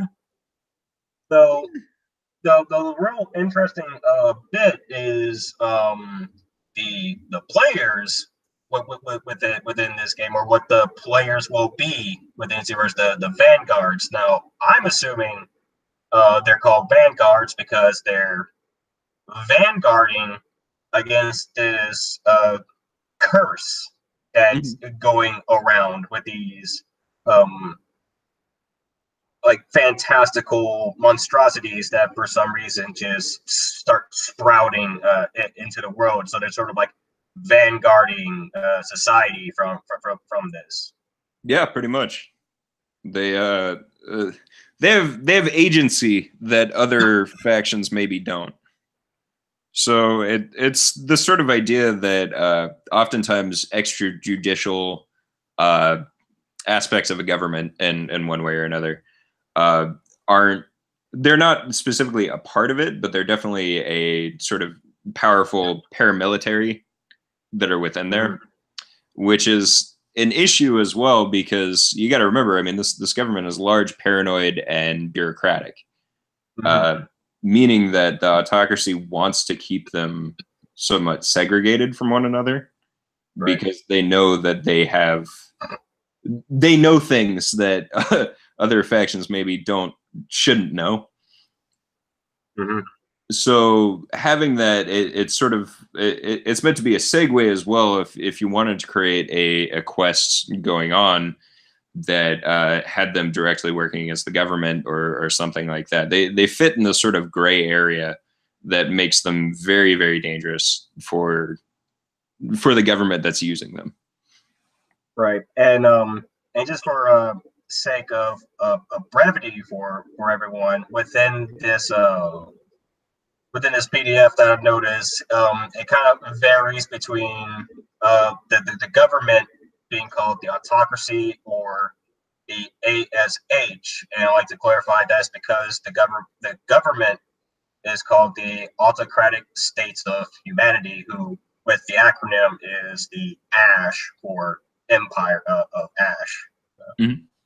So just to clarify, for if anybody gets confused with the mixing of autocracy and Ash. Perfect. Yeah. And we get to the must be probably the most crucial part within the game itself, are these cursed here, and as explained within this first sentence, born with power that does not belong in a human body, the cursed are the backbone of the autocracy's might. So, with that being said, and immediately following up after Vanguards here, it's safe to assume that if you're playing a Vanguard, chances are you're probably cursed in some way. Or you're going to be going head to head with them here. So, yeah. So the curse, the reason, as you can see in a couple sentences afterwards, they have a lobotomy, and basically they're used as batteries for things like factories, airships, etc. Meaning that oftentimes, if they're off the leash in one way or another, they're incredibly dangerous, and that's further along in the PDF. But they, I was a big fan of Conan when I was younger, Conan the Barbarian, and one of the coolest parts I always thought was that their magicians and sorcerers aren't like Dungeons and Dragons magicians or sorcerers. They're like incredibly powerful. So the only way to be able to use them, it's meant to be sort of a devil's choice, where you can drag these things in and lobotomize them and use them to, continue to facilitate this massive society. Right. Or you can just kill them all and fall back into a dark age. Yeah, and it sort of explain here as to why we're contending against them is because the right of lobotomy is spontaneously failing.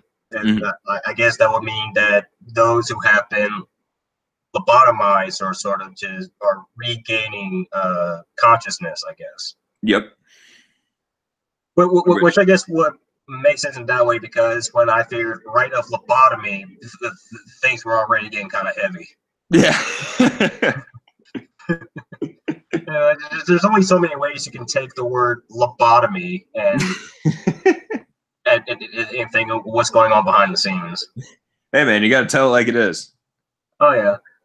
And as I said earlier before, these people were barely sapient not too long ago, so now they're just calling things as they are because they don't know any other way to tackle it. Right.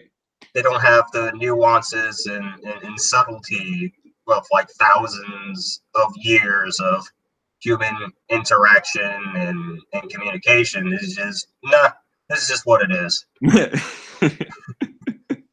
But which is still fine, is actually kind of an interesting point within the lore of the world. Oh, thank you. To have everything be blunt, have blunt as a theme, as a thematic for an entire world is very interesting. Oh, thank you. Yeah, it's interesting because if do you know? Have you ever heard of the transatlantic accent? Yes. Yeah, so it was a totally constructed. It's why people sound so weird in old radio broadcasts and stuff like that. It's meant to be like an Americanization of received pronunciation, which is the very high class like British thing. which got me kind of interested in the a language that doesn't evolve or an accent that doesn't evolve or something like that. It's something that's just fully created and everything. And I wondered how that would affect a society that is itself not necessarily organic in a way that we would think of it. Anyways, yeah. Well, it's also pretty interesting. And here we get to these things called flesh crafters. And deviants, but if I read this correctly, it's the flesh crafters who make the deviants. That's correct, yeah. And are we able to play as flesh crafters, or is that wholly an enemy type? So flesh crafters, if you can have partial, well, it's not even partial, it's the vanguards do get it implanted with various things if you choose to be an imbued rather than a contractor, meaning that you can have flesh crafter abilities. Oh, okay, so you'd be like half flesh crafter. Basically, yeah. It's being implanted with like a part of their body, so you can be basically a mutant. And deviants are just basically like flesh golems, kind of. Yeah, they're an end result of the process. All right. And here we get a bit more into stuff like aberrant events, which are basically the magic seeping into the world, kind of just screwing stuff up, and it'll be the job of the players at the command of the autocracy to kind of cover this stuff up. We get a bit into the industry, which is about how basically the level of technology the world is at. Then we get to the different nations themselves, the big three people that you were explaining before, who are apparently the pathos, ethos, and all that of the empire, which I never really picked up on that. So that was actually kind of an interesting fun fact to learn about. Oh, thanks. Just to ask, are any of these three kind of your favorite? Do you have any favorites? Got a favorite child here? Well, I definitely don't want to play favorites, but I am a fan of the Duralians more than anything else. Yeah, trying to create a society that worships a machine god, the sort of clockwork god and stuff like that, was very interesting as a world building tool, I guess. I get accused of favoring one or the other pretty often, pretty consistently. So each new update has more or less on one or the other. Fair enough. Let's skip on over to player creation over here, and here we get to get an explanation of the vanguards. Here, and how we get wrapped up into the whole ordeal. But then we get to the different types. We get the imbued, the contractor, the ontologist. It's a new one. Yeah. I saw that in a tweet that I retweeted not too long ago, that the ontologist was rather new. Would you like to give us a basic rundown of any of these? Sure. So the imbued, that's basically using the power of the cursed flesh crafters or aberrant events. So within that class type, there's basically 3 different class types, and they have more direct abilities generally. So if you're cursed, you might be able to use heat to burn things, and et cetera, et cetera. The contractor is you can basically use the essence that you have that's used for any powers to affect probability, so you can boost your own rolls or other people's rolls. And we definitely get a lot more into those mechanics when we get into the character sheets, which will have all of that stuff there. Okay, cool. Yeah, so the imbued they're basically a class of a bunch of different classes, I would say. There's some pretty interesting stuff that you can do with it. Yeah. This is basically like hybrid Mutt the class. Yeah, definitely. And all three of those classes are meant to change the games in different ways, because I only like mechanically unusual classes. Mm-hmm. Not really a fan of the fighter and mage and the ones that kind of don't make sense on the outside, but as soon as you go in and start messing with stuff around, you kind of see it more interesting. Right, exactly. So they're kind of crazy on their on their own merits, but the idea is that they don't necessarily completely change your role if you don't want them to. But they give you a massive amount of options depending on what you're doing. Right. And since they're new within the newest update, what's the deal with the ontologist here? So the ontologist is meant to basically change the terrain of what you're doing. The idea behind it is that the GM, whenever they're describing things, is going to leave gaps in their description. Mm-hmm. And the ontologist is essentially able to fill that in. So anything that they're able to see and perceive with, like around them, they can't necessarily change. But for instance, if, a bunch of enemies are running towards you or something, and there's a door in between, you can point at that and say, oh yeah, by the way, that's locked.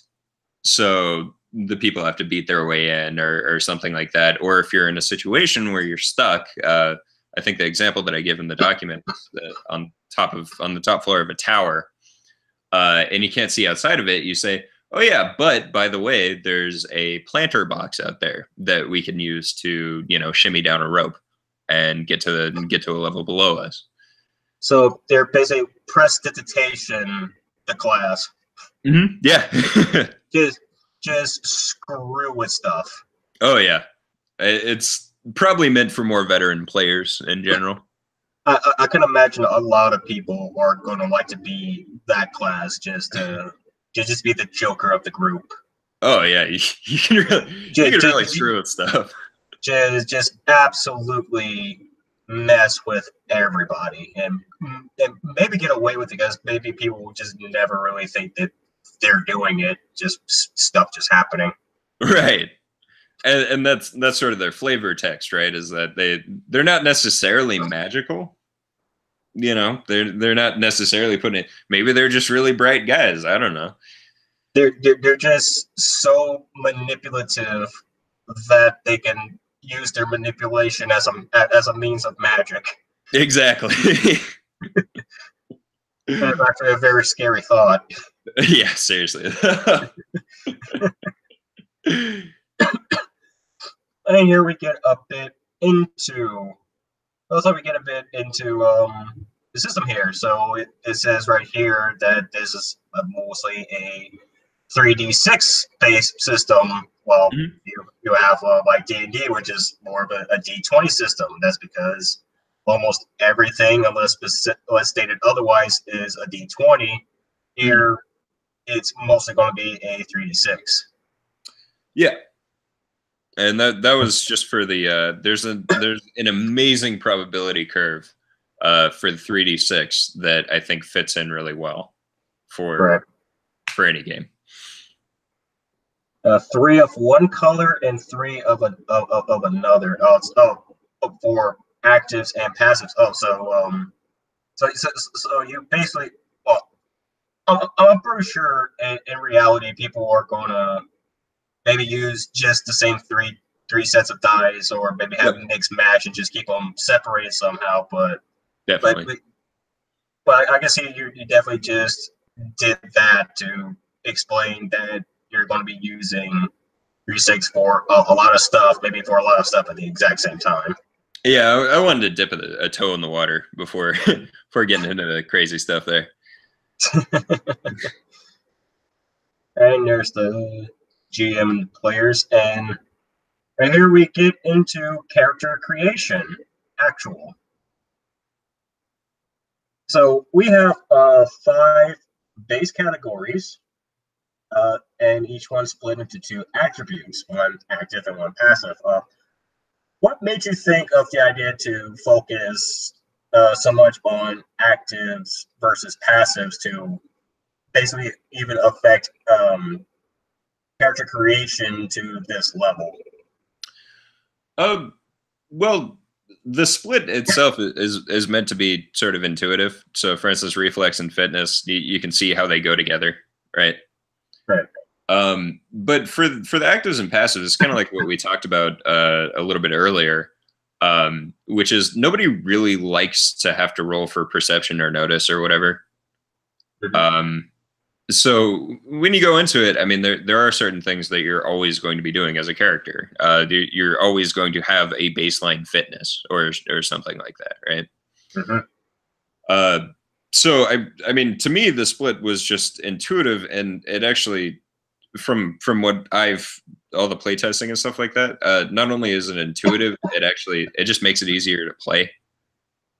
Let's try to get to an example here. Like here mm-hmm. with physicality, the mm-hmm. active is reflex and the passive is fitness. Mm-hmm. For reflex, the ability to react quickly, being careful enough to avoid traps, maneuvering in tight situations, and general agility all under reflex. And the dodge attacks is also covered reflex. So in that sense, it's active because you actually have to roll dice to accomplish something. Right. Roll a dice to avoid a trap. Roll a dice to dodge mm-hmm. an attack. Right. And so that's the difference with the passives is once per scene, and that's something that makes this game actually similar to Fate, is because we use a scene structure. To go through is you actually can roll on a passive, so you can change your passive at one time or another. Just because it's always on doesn't mean that it's not always malleable, right? Mm-hmm. But yeah, so sort of the general idea is that there are certain things that you should be rolling on, and there are certain things that you shouldn't have to roll on every single time. Just something that's just staple and just always should be assumed. Right. And so a lot of that, honestly, was just to facilitate the sort of role-playing aspect of having that integrated within the system itself. Mm-hmm. And yeah, just so people that otherwise, like I said before, don't role play or something like that, they, choose to do that because it actually actively benefits their character to do so. So it's the idea of integrating the 2 play styles of, you can have your min-maxer and your role player, but if you're going to be playing this game, they're probably going to be the same, and it keeps attention as well. Instead of, just sitting around a table passively, well, one person at a time does one thing or another. All right, that's fair. And I think I kind of noticed what might be a error here on the on the PDF. Mm. Right here on point number 7. Like we're definitely going to talk into this, but I want just to get this out the way. But here on point number 7, right here on number 6 says choose to be an imbued in choosing imbuement or a contractor. Oh, there's no one you haven't put in on ontologist yet, so that's another one. But the one I noticed first was here, right underneath it. Now, I'm assuming is that choosing these 2, which with a missing third, is because the different Vanguard types. And then you come to here is share a brief backstory about your character and what may have led them to becoming an imbued Vanguard or ontologist. Oh yeah, thanks. So you're missing ontologist here and just get replaced contractor with Vanguard. Yeah. But they're not huge things. you really can easily skip over them, but it's just something I just noticed. Yeah, I appreciate that. Yeah, it's no problem. See, live editorial, make me the editor. uh, so so hey here man, we have I'm up for it if you got the chops. I've done. I was the smart kid at school and the smart kid in college. I have done so much editing for other people. I hate myself being so stupid to not ask for charge. I really should have been getting paid. Well, I don't know. You sound like a good fit to me so far. We talk about that later. Let's get back into this. So here we actually get the instructions how to create a character. Like you receive 3 points. Now, was it always 3 points, or it's bounced back and forth? It bounced back and forth a lot depending on reactions from playtesters. Yeah, and that's still something that we're actually trying to all the way figure out. 3 is easiest just because it I don't know if you noticed, but there's definitely a theme of 3 throughout this game. Yeah, I've noticed that things being multiples of 3 quite a lot. 3 seems to be a big deal. 3 races, 3 gods, 3, you know. Anyways, yeah, so what were some other numbers that were there before to kind of get a perspective as to how you got to 3? So before it was 6, then it went down to 4, and then it went down to 3, but then the values changed. 3 is best just because it's easier to keep track of, more than anything else. Like realistically, during the playtest, it's what players were able to basically not have to look at their character sheet and already know what they were going to be able to do. Whereas with a number like 6, it's just a little bit too much that it's more difficult for people to keep track of, and it makes the values a little odd for the powers and stuff that you're going to be using. All right. And you can put them into any attribute, passive or active, which is all these, the 5 categories, which you have as a physicality, agility, awareness, interpersonal, and insight. And each one has 2, I guess say like 2 skills associated with them. Yeah, basically attributes. Sub attributes. Yeah, there you go. Yeah. So you basically have 3 points to put to any of what's this, 5 times 2? So 3 points into any 10 of these things. So all right off the bat, you're not really going to be all that powerful. Like majority of your stats are going to be majority of your attributes are going to be a 0. But I would assume this is more of an early setting your character up for a certain kind of play style, I would say. Definitely. Yeah, so, you're definitely making your choice, and you're not going to be necessarily bad at anything if you don't take, one or the other or something like that. I can see this being a system people will love and a system people will probably hate because we people like our numbers. Oh yeah. But I can see this as being interesting, if anything else. Well, so it's if you look at the actual bell curve of how a 3d6 works, if you add 1 to a stat, you're actually boosting your success by I think it's 12.6% or 12.5.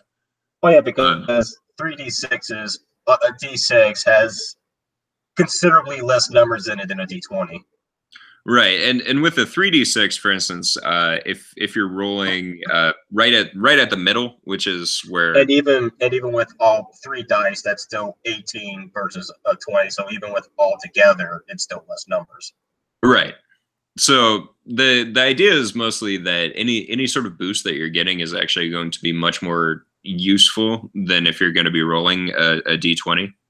So regardless of how much you might like extra numbers or something like that, which is totally fair, the effect of everything that has on a 3d6 system is going to be more pronounced than it would otherwise. It also reminds me a bit of the Sprawl, which I think I've mentioned to you before in one of our DM chats, which also operates with a 3d6. But the thing was, you were super hard limited on points because every point, affects the roll so much, and the points are so heavily controlled, and in the Sprawl, where you have an array that you have to put to each individual attribute. You can do a +2, +2, +1, +1, 0, -1, -2. Right. So I don't know which is more restrictive, that way, or this starting off with 3 and apparently gaining 3 with every level. I think both can be pretty valid ways. Well, but again, I haven't played this, so I'm not sure how well that goes personally. Well, so for instance, on the when we go a little bit further on, you'll see like the challenge rating, the threat level of everything. So if you do, I would encourage anybody that might be a little bit unsure of the numbers and everything, to go up and look for the 3d6 bell curve. Just because it really is going to show that there's a larger array of opportunity within a 3d6, and you are going to know more what normal is. Right. Which is going to be influencing what you do with, for instance, like the circumstance system and, the boosts and everything that you can give to yourself and to other people within the party. Anyways, it's just a little bit easier to see, I guess, and then leave it to Lady Luck afterwards. All right. And then down there to creating the character past the points, we get the choosing the nations, which are the Amazon, the Durelian, the Velanite. Allocating the attributes, which we just talked about. Creating a talent. Now that interests me greatly. You never really see create a talent, or like choose a talent, or maybe you just get talents given, or some like talents given to you based on class or background or race or whatever. But that's kind of interesting. That's to me at least, because I see this and I think, ooh, customization. Yeah, pretty much. I figured whoever would be playing it would be better at coming up with stuff than I would be. So why not make that a mechanic? Yeah, basically. Then we get I was considering the question for a second. I'm like, but it is. What the hell are you talking about? So why not make it a mechanic? Then we come here to creating a background, basically the history and personality of the character. Choosing a perk, which I guess we'll be seeing later on. Choosing to be the different classes and the backstory of how it became the class. Character began with 10 gold. Now, sort of my same question with the 3 points. Has this ever changed for balance reasons? Quite a few times. That's actually one of the more difficult decisions to make, which you would think it wouldn't be, but and basically it's just the starting allowance. Where should it start? Right, exactly, because you don't want to overload people, but you also don't want to make sure that they're weak. Right. It's still very much something that we're playing around with. You want to make sure they can buy something, but not too much. Exactly. There's got to be a worthwhile reward for anything that they do. And oftentimes it's going to be financial as well as, yay, I finished the quest. I would ever think I would think one of the most complicated things to do with a game is figuring out how the economy works. Oh yeah. That takes like a whole extra level of meta thought to consider. Oh my god, dude. You have no idea. It definitely has changed many, many times. And it's still there's still very much a willingness to change based on suggestion. Right. And then we get to HP. Everyone starts off an HP at 10. I'm assuming, like everything else, that probably also changed quite a bit too. Yep. It's gone from 6, which was just a disaster. Everybody got wiped really fast. Yeah. Up to 15, I believe. And at one point up to 20, but that was BS. That's just too much, man. It really is. Because a big part of this is if you're in a fight, you want to avoid being hit. Hey, Mr. Creator Guy, hi. I'm a DM, and I have a problem. I just can't kill my players. Right. You can't fall back to the old standby all the time of rocks falling, right? But yeah, 10 is it's enough to get killed if you're unlucky and you get hit at a bad time. But it's also forgiving enough, right? To where not every mistake is the ultimate mistake. Right. And I gotta be honest. I actually really like Advanced Dungeons and Dragons, like 1 and 2E, just because it is so just ridiculously deadly. Just get punished for literally everything. Everything you do is the wrong move. Right. So I wanted to find the middle ground between that and just being able to like breeze through everything, which I also hate. Mm-hmm. So I think right now it's a pretty comfortable middle ground.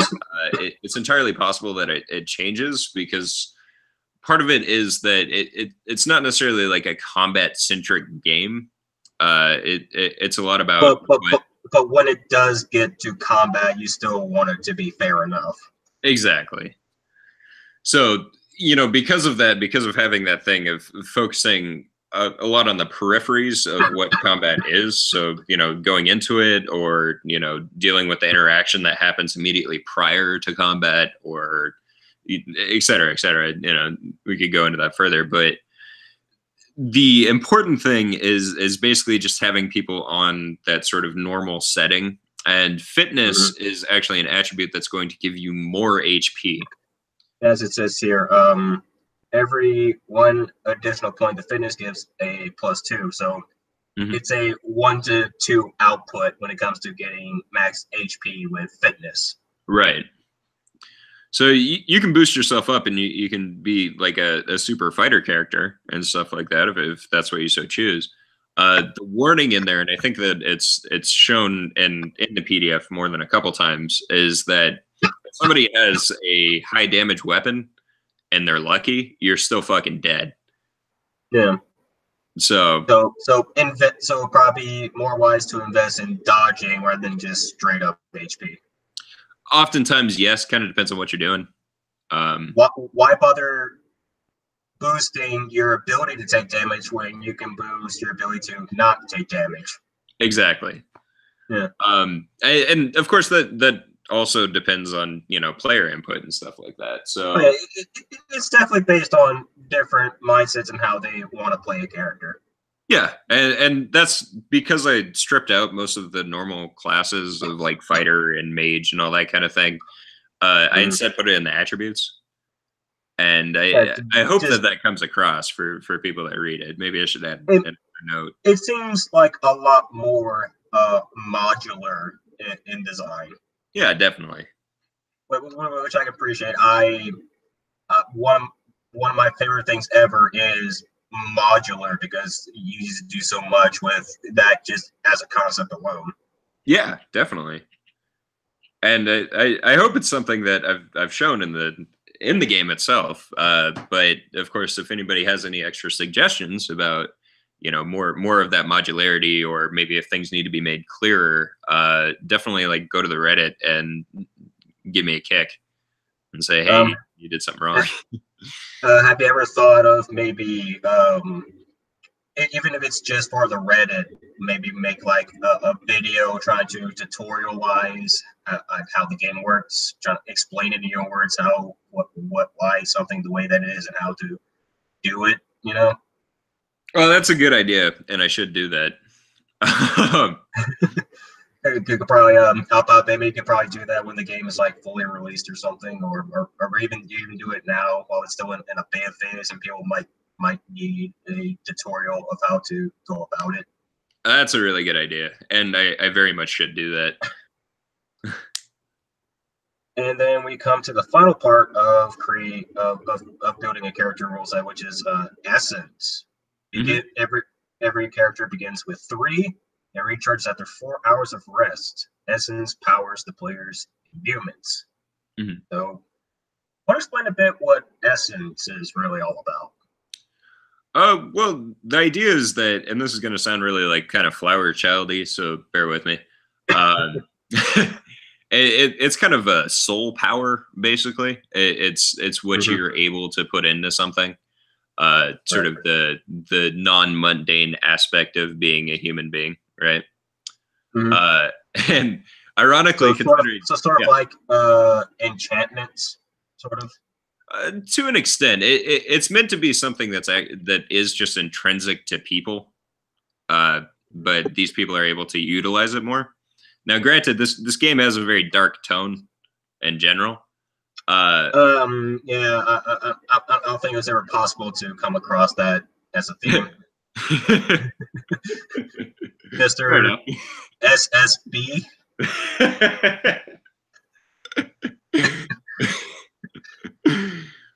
I'll stay silent on that account, but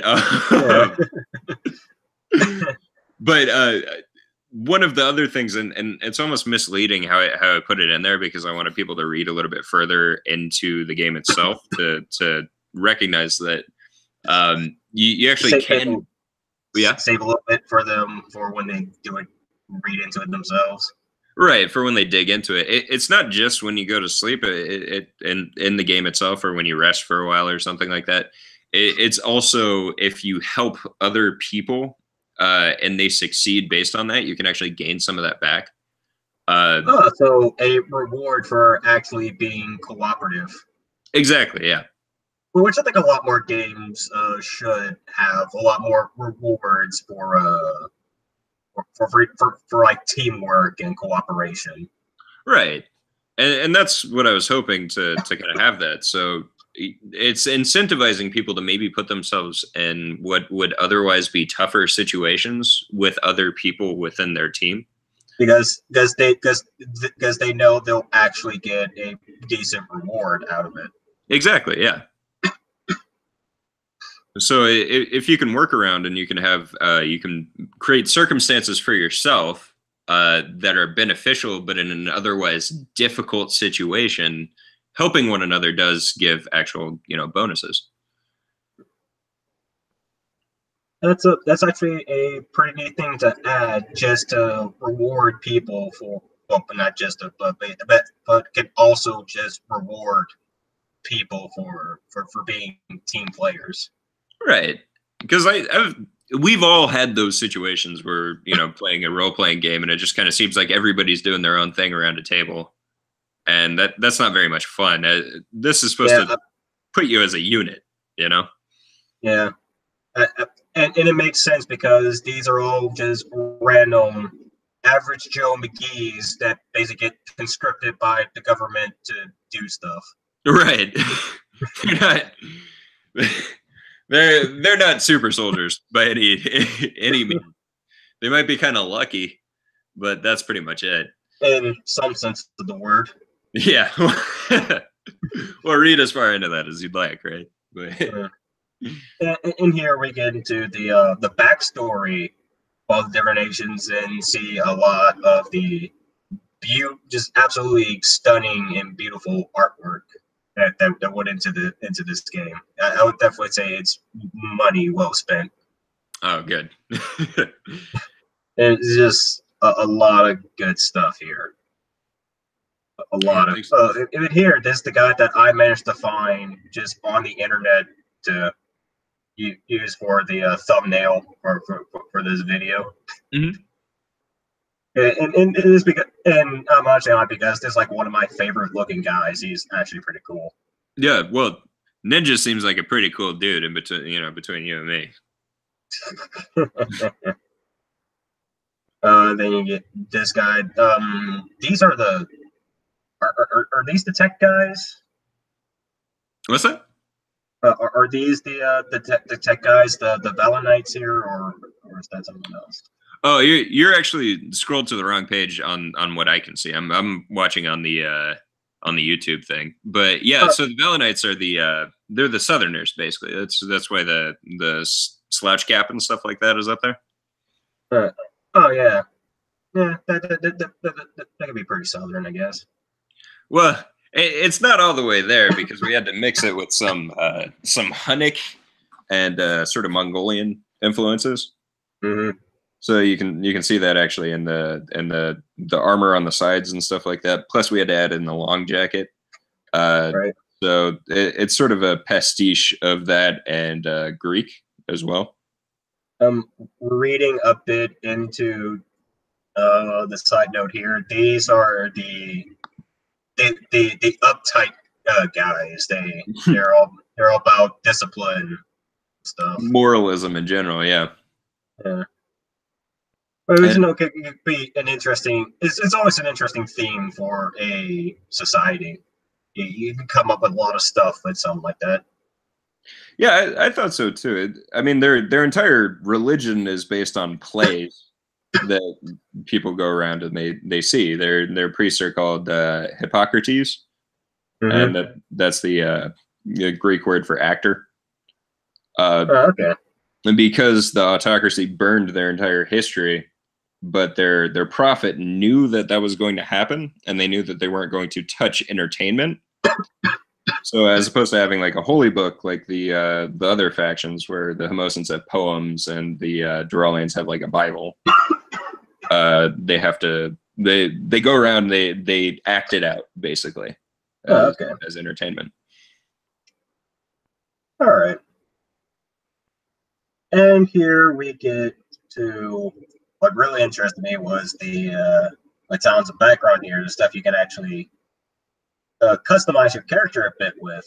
Mm-hmm. An action that a player character can perform with greater ease than others, plus 2 bonus to that specific action. And here we get some examples such as lockpicking, jumping, climbing, siege weapons, piloting, so on and so forth. Mm. Even knowing etiquettes for certain classes, which would be a bonus to charm to, I guess, only that certain kind of people. Right. So the idea kind of behind it is because the attributes are so they're so usable for everything. This kind of goes in the modularity of it. This sort of gives you an extra boost into doing one very specific kind of action, just to give your character a bit more of a flavor, I guess. Right. Well, yeah. I mean, the whole thing is that your average guy on the street isn't going to know how to pick a lock. But you do, maybe. If that's your talent, then yeah you do. So having the generalist idea, yeah. And again, these are just examples. You can literally make your talent anything that you want your character to be talented in. Right. Yeah. It's just something that you and your DM has to agree on, I guess. Mm-hmm. And I mean what I really like about this is how people that like to play specific characters, the modularity of everything that's in there allows for that. And it's really fun to watch people just like go for these super min-maxed characters. Oh yeah, because you're always going to have the metagamers.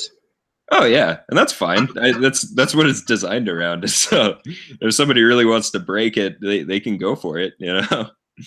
But have fun with it. Yeah, it means that you're probably going to die to something else. Yeah, I don't know.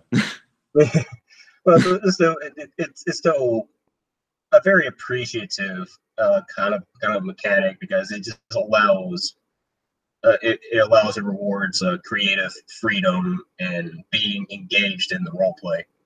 Right, and that's the whole idea behind all of it, honestly. And then down here we get to the backgrounds, of which there are two ways to get a benefit. You have a specific sort of a background, which is a +2 bonus in something, which I guess you get a +2 to. I don't know how would you explain how this +2/+1 kind of thing for a background will work? Well, so for some of the examples that I have further on, because as a whole, if you were just to read that, it would be very difficult to kind of wrap your head around, I guess. But the whole idea is that everybody that is now a Vanguard had a prior life, right? And their prior life is going to be affecting them in one way or another. So the biggest part of it is that if you're doing essentially the exact same thing that you would have been doing prior to what you're doing, so like if you're a manager or something like that, if you're a manager in a factory or whatever, that's pretty much the same circumstance that you would have been having beforehand. So you're going to be better at it, right? So if you're talking to other people on the factory floor, or workers, or assemblers or something like that, then yeah, because that's so specific, you already have that bonus. And anytime that you're going to be interacting with those people, or if you're around factory machinery, and it's going to mitigate the problems that other people would have with maneuvering around factory equipment, that's you're so programmed for that already that's just your life. You can do that. You're fine. Any circumstance isn't even going to touch you, and you might even be a little bit more nimble than other people in the same situation. Tangential, that's something that it's pretty similar to what you'd be doing before, but because it's outside of the context of what you're used to, then you're not going to be able to do it as well. Okay. Does that make sense? Yeah, I can see that. And with that, we're at like 17, the first 17 pages in of a 132 page manual. I think that's a pretty good teaser and a rough idea of what everyone will be getting into with this. And as we end this segment with just the PDF in general, because I just wanted to show off like the artwork and sort of like how everything's structured, how everything's read. So maybe even have you give some ideas of what went into a lot of this stuff, and try and intrigue people to go off and read for themselves. Yeah, and I appreciate it. Oh man. There we go. I stared into the beyond for a moment there. But yeah, I think that went down a rather interesting trip. Yeah. Well, I hope people when or if they read it, I hope that they like it. Now, we are coming up to near 3 hours of the live stream, and I know it was planned to have another break and then come back in where we all just chilled out until we all fade away, until we get basically tired and do our outro. But I think this has gone on pretty long enough. I think this podcast was pretty good. It was a pretty good interview. Yeah. Well, I hope I lived up to expectations there. You did more than fine. Is there any last words you would like to say before we start closing off? Come check out the Reddit. I love talking to people who have read it and are. Sure. I love talking to people who want to talk about the game. I love feedback, and I would very much like to, if possible, if there's some sort of magic way to do so, get a group of people centralized, because I text people and I talk to people on the phone and I email back and forth and everything. It's like wrangling cats sometimes with some of the people that are already around. So, Roll20.net is pretty great when you can't find people locally, so you kind of just have to go on the internet and find some randos to play, or if you got a lot of online friends, need to want to play a game, just go onto there and play a thing. It's a pretty great site.